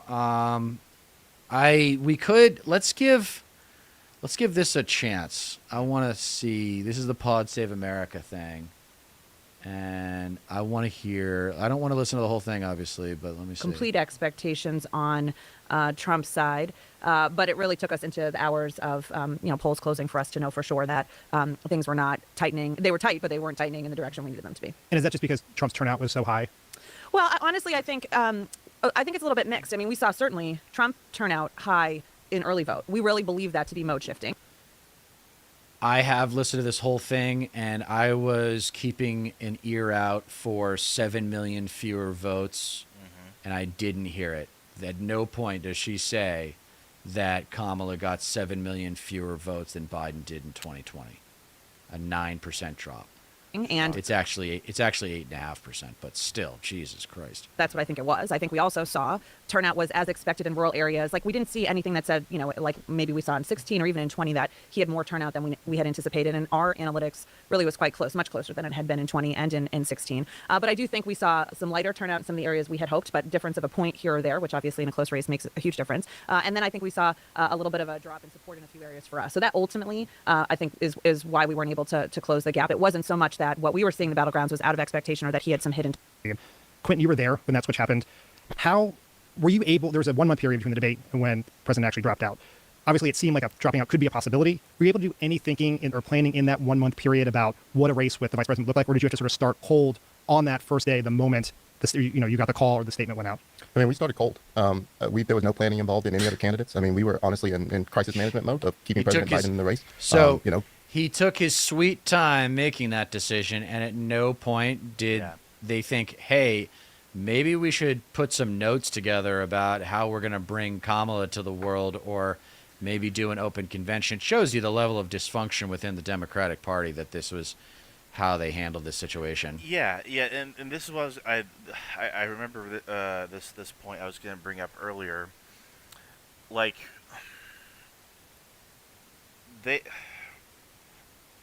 with Biden dropping out and Kamala Harris taking the reins, I'm almost certain that because she was getting all the campaign fundraising totals and all that, and everything basically transferred over to her, and her being the head of the ticket, I don't doubt in my mind whatsoever that they probably made her feel like they were in they probably made her feel like she was indebted to Biden for him handing over the reins to her, and basically like, okay, well, you have to do exactly what we say now. This is how it's going to go. Like, you want to be the head of the ticket?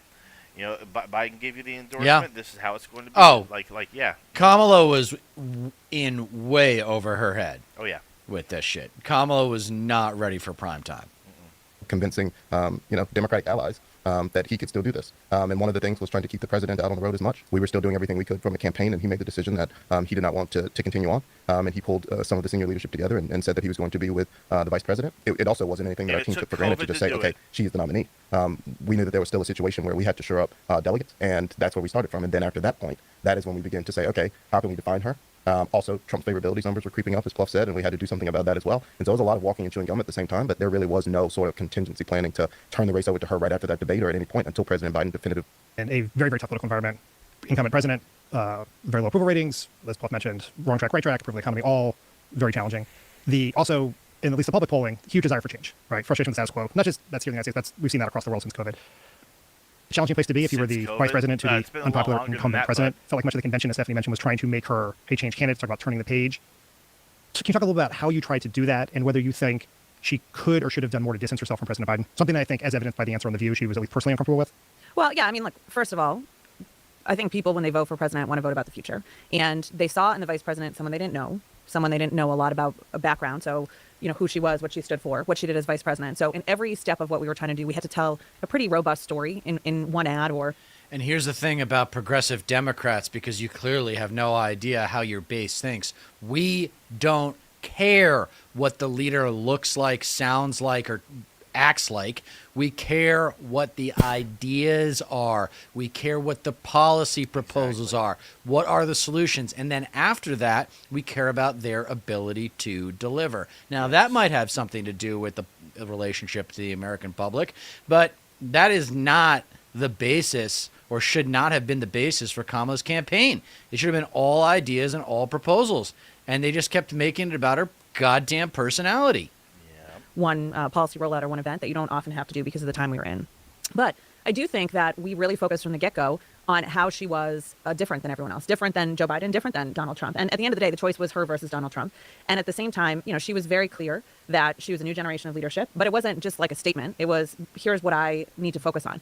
Her first policy announcements were economic, talking about housing, talking about lowering costs, understanding that people really didn't feel like things were progressing in the way that they wanted to, a la the right track, wrong track data, but how she brought her own point of view to thinking about housing. Sandwich generation, that was probably her biggest applause line, one of the best testing things that we did. That wasn't a poll tested, let's work on this poll, this data to tell us this is the right issue we should go talk about. That was about her life and also understanding what people in the country were really needing. So I think that in a 107-day race, it is very difficult to do all the things you would normally do in a year and a half, 2 years. But I think wherever we had an opportunity, the vice president did put her own stamp on this and did it in a deeper way, then I think probably we got the kind of full breadth of coverage on it. Of course, when you have an administration that a lot of progress has been made and you're part of that progress, it's complicated when you're asked questions in certain ways. But at the end of the day, I think she really, every time she turned, talked to a voter, every time she was... She's obviously a numbers-driven person, and that's the case with a lot of political analysts. But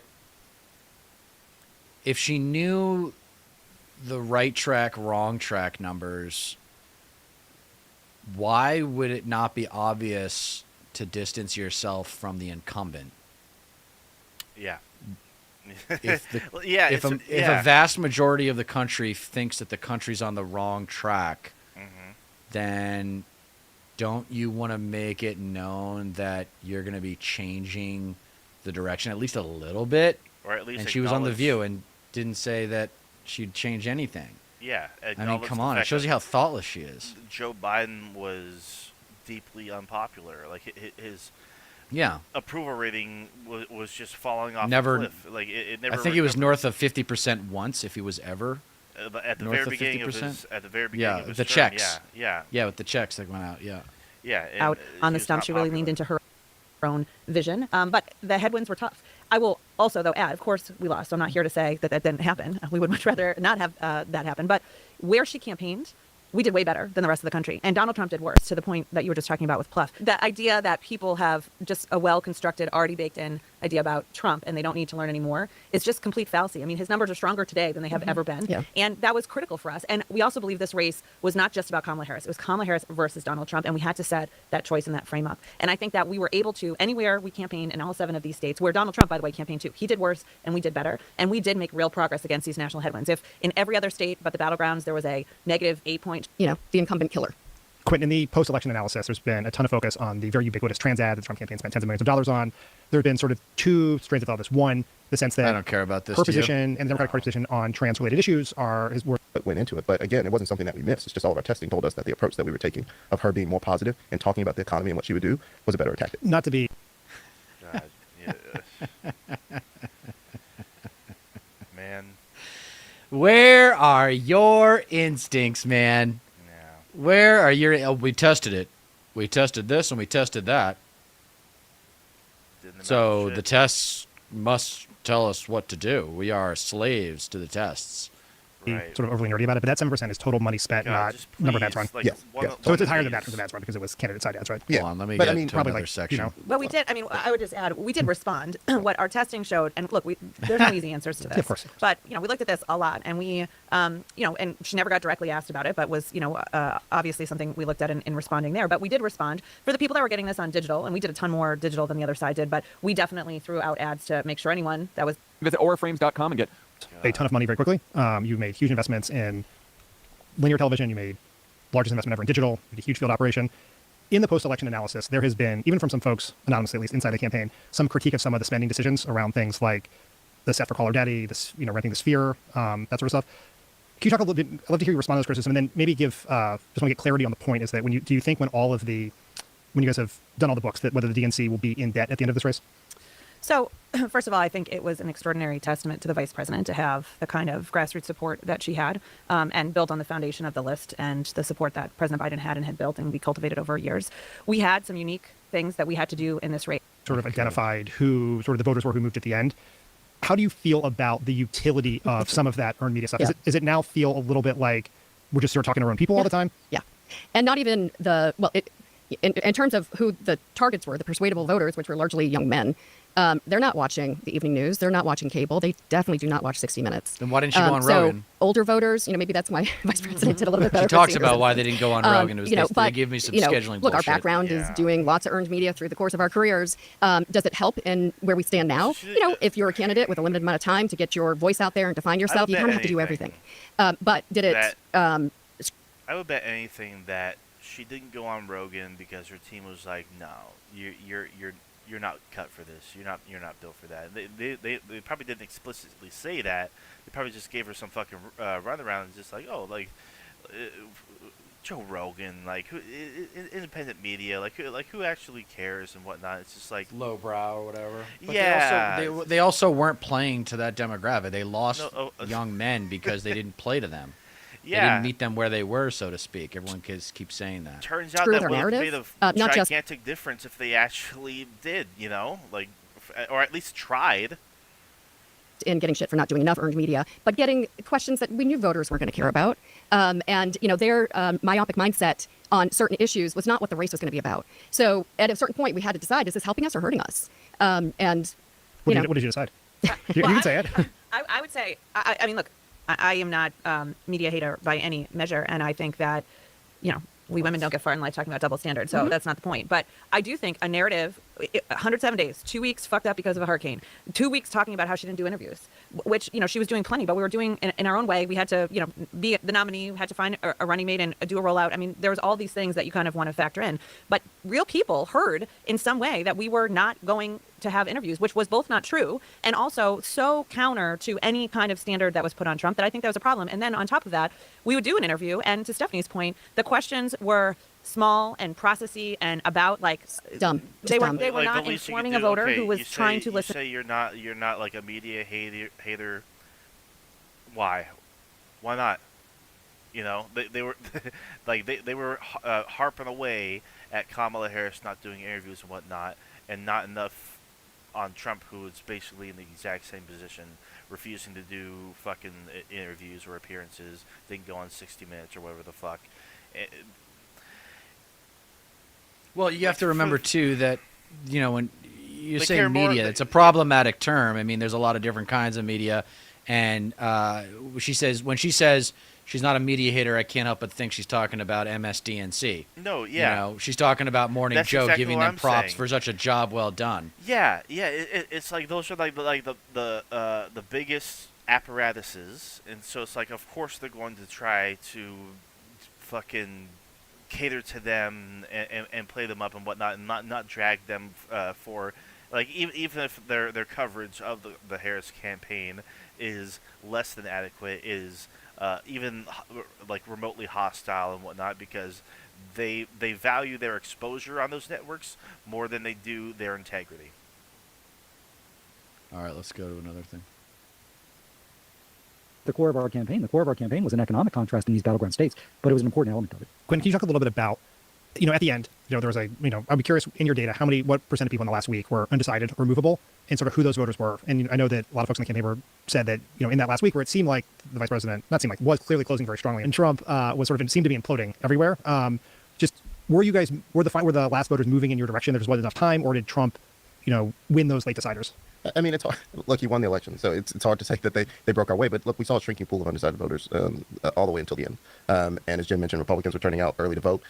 We were looking at it to see if it was mode shifting, meaning were these people who would normally vote on election day as Republicans just voting early, and that was the case. And then so we sort of knew this wasn't some surge, of Republican voters turning out. And ultimately, not enough of them broke our way. These are those voters that were in that margin that we were counting on to get us over that hump. To your previous question that you just asked and that Fluff answered, I think that there's a lot of things to learn in this election, but I think overlearning some of them is a danger as well. There's a number of states that will be on the board, including in 26 that are Senate races, that will be very hard to win without getting some of those voters that we were talking to. And I think those that Republican-leaning voters. I mean, and if you look at it, and again, no, for fuck's sake, no. God damn! Wow. It's almost like they don't know that everybody's 4 years older now, dude. Millennials are so much more likely to vote than they ever have been. Gen Z has been politically activated by Trump, and I'm so worried about those guys and girls and like everybody in that 18 to 29 demographic.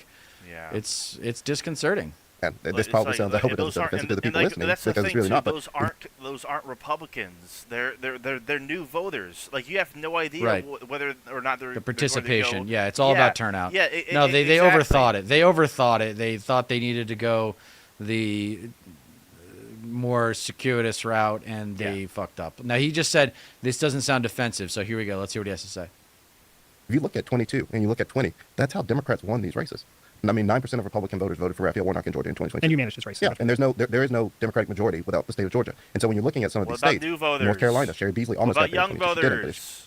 For crying out you've got a little loud. bit more of the Republican voters. And of course, look, if you can turn out more of your base voters, that is good. But especially as we head into a midterm, and we also saw these voters beginning that trend of coming through Democrats in 2020 from the Biden race was the first time they did it. In 2022, we said, can we hold these voters? We ran strategies to try to do that. We were successful at doing it. So these voters had given us indications that they were, willing to be open to Democrats. And we spoke to them, and we kept trying to speak to them. Now, we saw some of them going back in Trump's favorability to that piece. And so a lot of this was getting that down. And you could even... She didn't do as well with Kamala didn't do as well with Republicans as Biden in 2020 or Hillary in 2016. Yeah. This was obviously a failed strategy, man.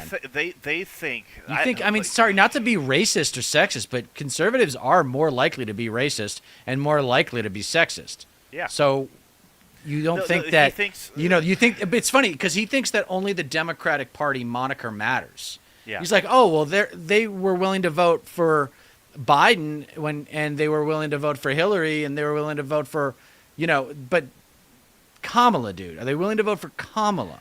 They talk the first part of this all about building up her image and her brand or whatever, introducing her to the country. But now they're talking all about the data and testing and trying to please people. It's a contradiction. Yeah. Yeah. It's a contradiction. Are you presenting something or are you responding to something? It can be both, but it has to be back and forth. It can't be both in the same moment. No kidding. Like you can't be like responding to the advent of Trump while also that can't be like your primary focus. You do have to be presenting something. You have to be offering something. You can't just be a counterparty. That's not how any of this fucking works anymore. And it says a lot that these fucking strategists are like, oh well, I mean, if we thought like all these voters in the midterms will be according to our testing, securely Democrat and whatnot. I guess like instead they just went to Republican. No, that is completely fucking the wrong framing, the wrong thinking about this. It's not that the Democrats are just like not going to go for you and just go for the Republicans. They're going to stay home. They're just not going to vote for either party because you're not offering them anything because you're not speaking to them. So what's the fucking point? Either have a Democrat trying to give that message, or you can have generals and people who worked for Trump delivering that and your message. net data said this probably had more credibility to do that than a Democrat. 100%. And so I just think that, at the end of the day, there's obviously work that needs to be done on both sides, but I would caution just trying to say that you should just throw that to the wind, especially, and maybe it does end with Trump. But, to the point of how we got here and the voters that allowed us to get to this point, I think a lot of those voters, and I think that was a big part of it. And I think it's a false choice to say it has to be one or the other. I think that is a mistake. I think we just have to do everything and we have to do it better. But I don't think that this is saying that by trying to win those voters who have shown you in the past 2 cycles that they are open to Democrats, you are abandoning the base. Well, and I would. When progressive Democrats see their presidential candidate buddying up with Liz Cheney, trust me, bro, they're pissed. Yeah. And they're a lot less likely to vote for you. Yeah. A lot of them, I bet a lot of like politically savvy people like in California or whatever just didn't vote for Kamala because of that, and then they filled out the rest of their ballot. Yeah. Yeah. Happened. Just add, I agree with this so much, and I think to win, you need to have moderate Republicans and progressives of all ages. Like we cannot win without these core elements. We don't have the luxury of choosing one group of vote or another. But in the battleground states, we were. That's a crock of shit. That's a crock of shit. So talk to me about those 7 million votes then. What makes up those missing 7 million votes? Okay, you want to say 2.5 went to Trump. That leaves 3.5 left. Yeah. So who are those 3.5 million votes left? Yeah. Progressive Democrats. We're heavily focused on suburbs. We knew they were very important in 22. Obviously, we're very, very focused on women in particular, but moderates, independents. And the vice president actually did better in the WOW counties in Wisconsin than Joe Biden did. And while the rest of the country moved 5 points to the right in the suburbs, we moved a point to the right. So that isn't enough to win, but just a reminder that like we understood the work we had to do. And when your opponent is trying to make you more extreme and to make you dangerously liberal, the ways you can push back on that, you know, we talked about the trans ad earlier, is by having people stand with you that don't agree with you on everything, but do see in you. It wasn't just that the Republicans that stood with us were saying they were against Trump. They were also saying they were for the vice president and why. And I think that like they okay, fucking, that's not how you do it. It's just you're fucking. This is like I'm. It's like, I'm okay with Republicans. I got a Republican friend here. I'm not anti-Republican. Like that's not how you respond to it. You call it out for the dishonesty. Trash. You anti-intellectualism. You stand firm on your beliefs. You stand up for the policies that you believe in. You stand up for the policies that you know people are going to like, that people are going to hold you in high regard for. Actually stand up for yourself. Don't be like, oh yeah, no, I'm just like you guys. I'm chill with you guys. You don't have to call me extreme. You fucking weak. God damn it, dude. It also stems from the culture of the DNC elite, where they think they know better than their constituents, and this woman right here thinks she knows better how to present the ethos of leadership in a public context. Yeah. And I'm sorry, but you can do all the tests you want. They don't use data in scouting talent in Hollywood. Yeah. Okay?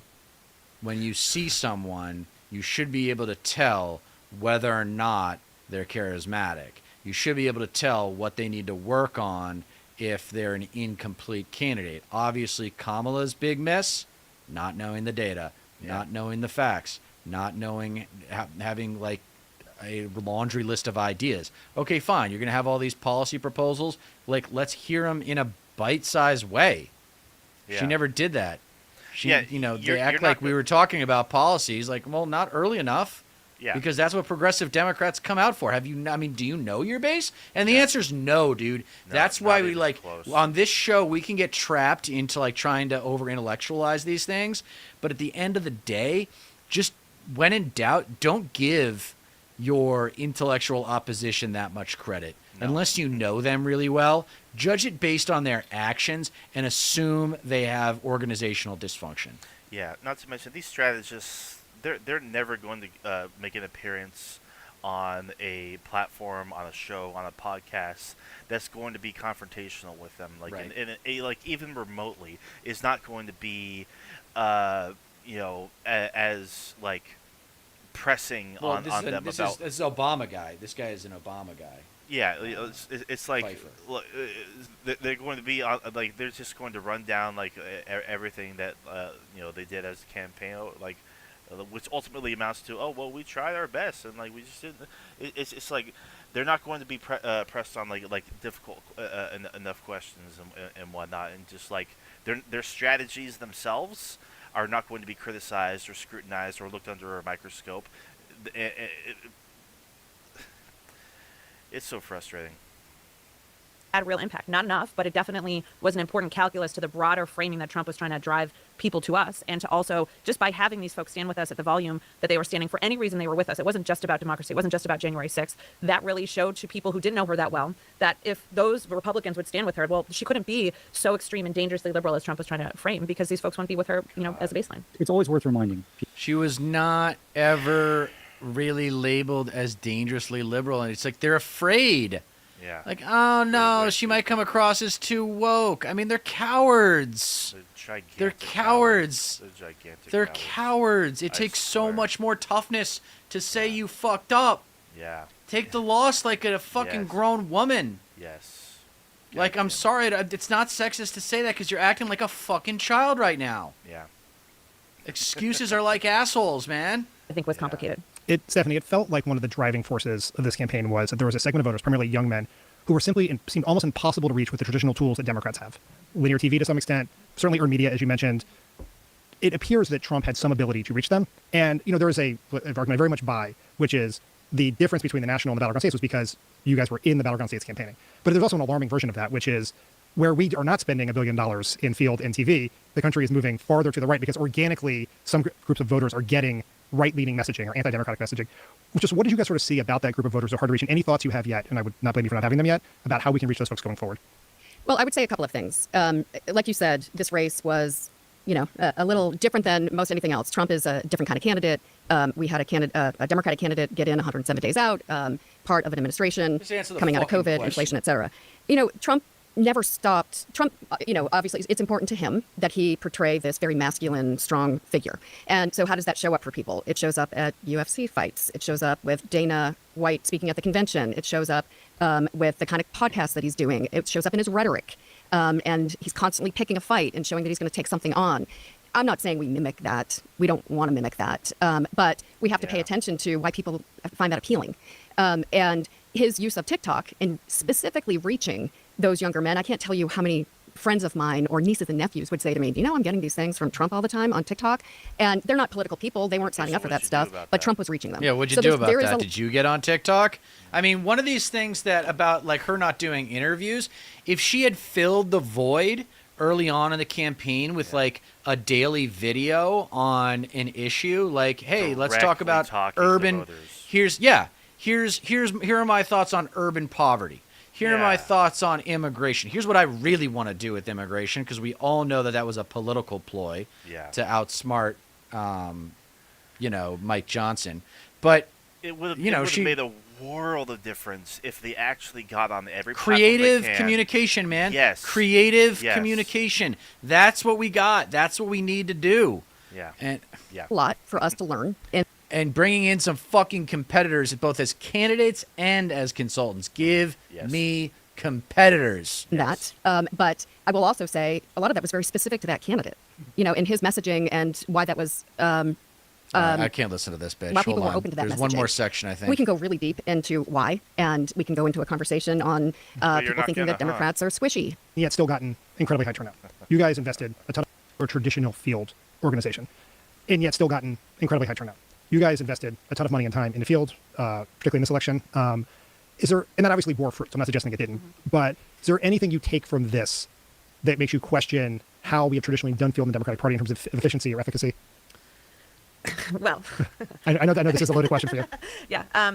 So first of all, I think against national headwinds, we would not have come as close And as we did I stipulate that, yeah. without organizing. And I think that part of what we have to do as Democrats and on our side is, do the work of having the conversations and reaching people. I just think that is a part of our party and a part of the people lower propensity that we are trying to reach, that we can reach effectively through programs. At the same time, I think that and I think Republicans generally have not had that same challenge because, for the most part, their folks have kind of turned out pretty consistently. I think Trump, again, is an anomaly. So I would be careful to put tactics to him that could work for someone else, because I'm not sure on his side that that's possible. But what is true, and what I do think we need the answer to, is how do we reach people in ways that isn't just about traditional field? And we worked very hard at this, but I'm not sure we sort of solved all of it. There's the door knocking, there's the phone calls, there's the texting, there's the ways to reach people. We do that effectively. We know how to do it. We have volunteers. Like, we had extraordinary people that came from all over that were part of the battleground states that did the work, did the trainings. We did contrast at the doors and on the calls. You don't typically do that. Our folks were able to handle all of that, and it was a testament to the overall organization, and the organization could scale as we had just growing See, support. the problem that I have with their post-election analysis, well, there are many problems, but in general, they're getting caught in the micro. They're getting caught in the tactics, whereas they made bad strategic decisions. The overarching strategy was flawed. Exactly what you want to see. We spent a lot of time. You know what really happened, dude, is Biden took his sweet time making the decision. They weren't really sure what he was going to do. And instead of making use of that time preparing Kamala or whatever, they got blindsided. And then they were constantly playing catch up so creatively in terms of messaging. They just ran Biden's campaign. They just continued with the themes of Biden's campaign and put a different face on it. And that wasn't good enough for American voters. Now, that makes the loss that much more Kamala's fault. Yeah. Because if she had stepped up and say, wait a second, this is my name, this is my reputation. I know you guys love Joe, but we got to learn from our lessons of the past here and get some big ideas into the media sphere, because that's, we had policy ideas, and I'm not saying that she didn't. It's just none of them were head turning. They're all just like cowards. That's the political marketing. Yeah. That's the salesmanship, is like, you got to turn heads. If no one's Yes. paying attention to you, then you can't influence them. Yes, that's spot on. Just nailed it. Even honestly. earlier in the year when President Biden was at the top of the ticket, working on, and I hate fucking terms for field, so I like relational. You organizing. invented most of them. It's like all organizing or field. I don't still know say how much field, but more I anyway, wanna whatever. do this. Relational. The bottom line is, we know, especially in this environment that we're talking about, where people are tuned out to politics, they want to stay away from the chaos of Trump. They don't trust institutions. They don't trust parties. How do you reach them? You reach them by people they trust in their own lives. So much of what we were trying to do was to get to the young people, No. not just to talk to them, No. but to give them the tools. So and- they leaned really hard on endorsements and surrogates and like ground campaigning. It shows you they got caught up in the phase that they were out. They didn't take a day. They should have taken a day or two or a whole fucking weekend after Biden announced and be like, wait a second. This is crazy. We need to give the American public, look at the popularity numbers, right track, wrong track, approval ratings. We need to give the American public something different. Yeah. Something different. And they had something different with Kamala. That's why they could have won. Yep. I have no doubt that they could have won. Of course. They could have won. Yeah. They could have won with a better strategy, with a bolder strategy. They could have won this election. Yeah. empower them to speak to other people in their lives. And I think that we made some progress here. I think, there's lots of technical things that help us do that. But at the end of the day, there is no doubt that Donald Trump figured out how to do that and did that to young people, young men, in a way that he, created some of this coolness to folks. And most of the people that wouldn't be harmed, are the ones that felt like that he was cool and they would respond in the podcast and so on. Young men in particular, young white men in particular too.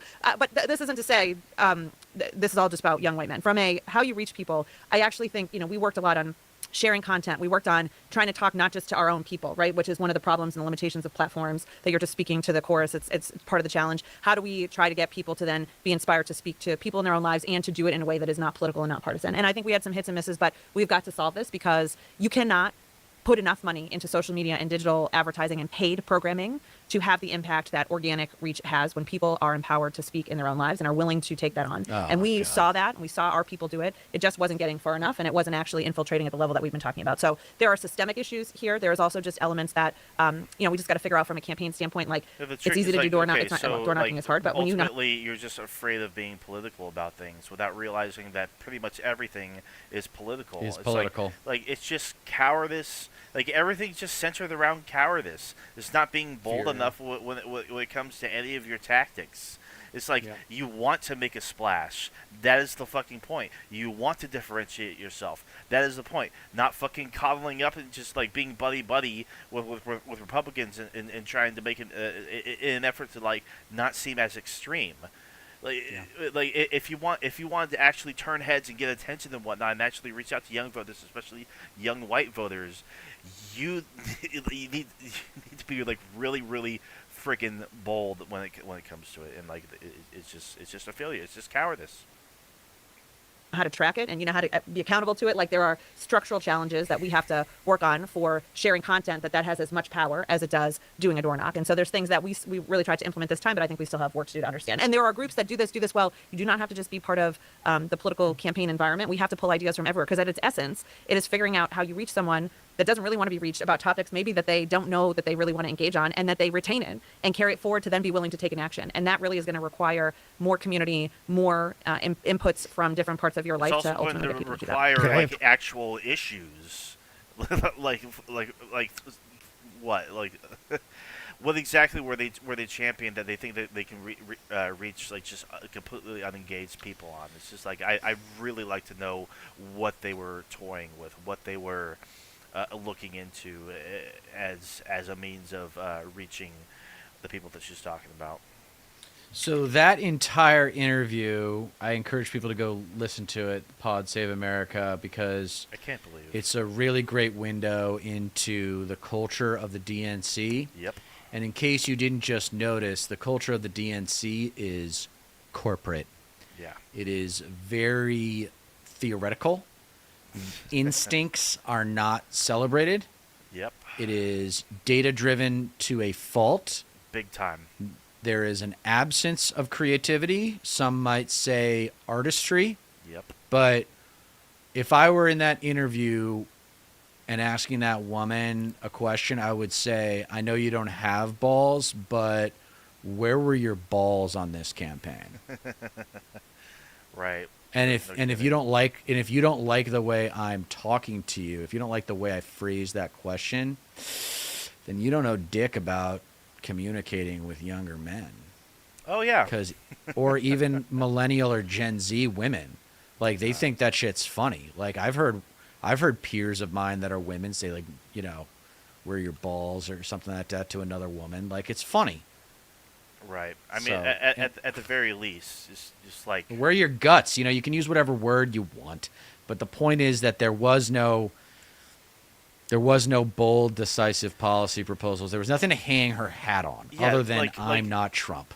the point is, it's like fucking like everything surrounding Trump is just crudeness, and that is appealing. I mean, Well, she could have there's gone no the one opposite thing- direction, though. Yeah. Imagine if they did walk and talk interviews with her every weekday. A new video came out, or every other day a video came out, and it was just about policy. It was just policies. Like you want the joy or whatever, you can get that on mainstream media. And when I go to interviews, right now it's you and it's me and some policy. Yeah. Let's talk. Yeah. But they're not conditioned. They're not taught to think like that. yeah, And that's why we need more creative people. We need more competitive people. And that means getting rid of the baby boomers because they are intellectual dinosaurs. And those people are Gen Xers, by the way. Those staffers Yes. were Gen Xers. And they probably, have Clinton, Biden, obviously have Biden experience, but, Obama experience too. And everyone's in there just believing their own bullshit and acting as if it's real constructive criticism working on getting better. And Yeah. when you see the 7 million vote chasm, okay, when you see the 8.5% drop in turnout, that is a strategic failure.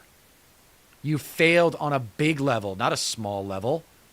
yeah, You missed a paradigm in the beginning when you were doing the arithmetic on what your strategy should be.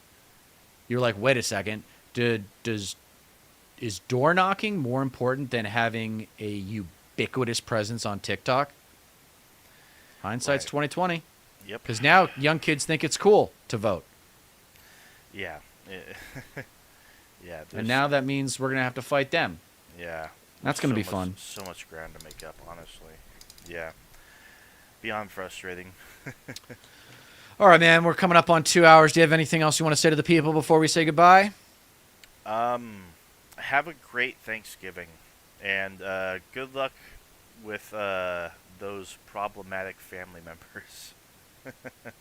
Yeah, just don't let them ruin your Thanksgiving. Yeah, I wouldn't spend it with them if you have an option.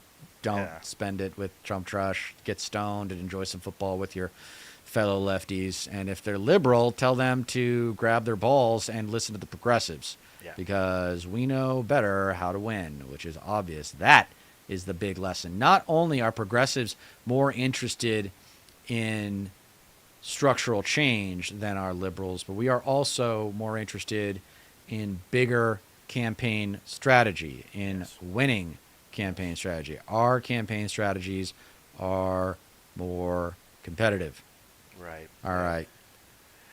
Megan says, love the idea of a daily policy-specific walk and talk. Yeah, like, I, like, when Trump won, and he was putting out all those videos, like, one after another, this is what I'm going to do about this policy issue, this blah, blah, blah, and this and that, like, one after another. It's just like, wow, if the Harris campaign did that, and just, like, use social media, just have a direct relay to her voting Right. base, or just like Yeah. the American public in general, what a gigantic difference that would have made. But like, just Yeah. too scared, just didn't want to scare away the people that they were trying to court.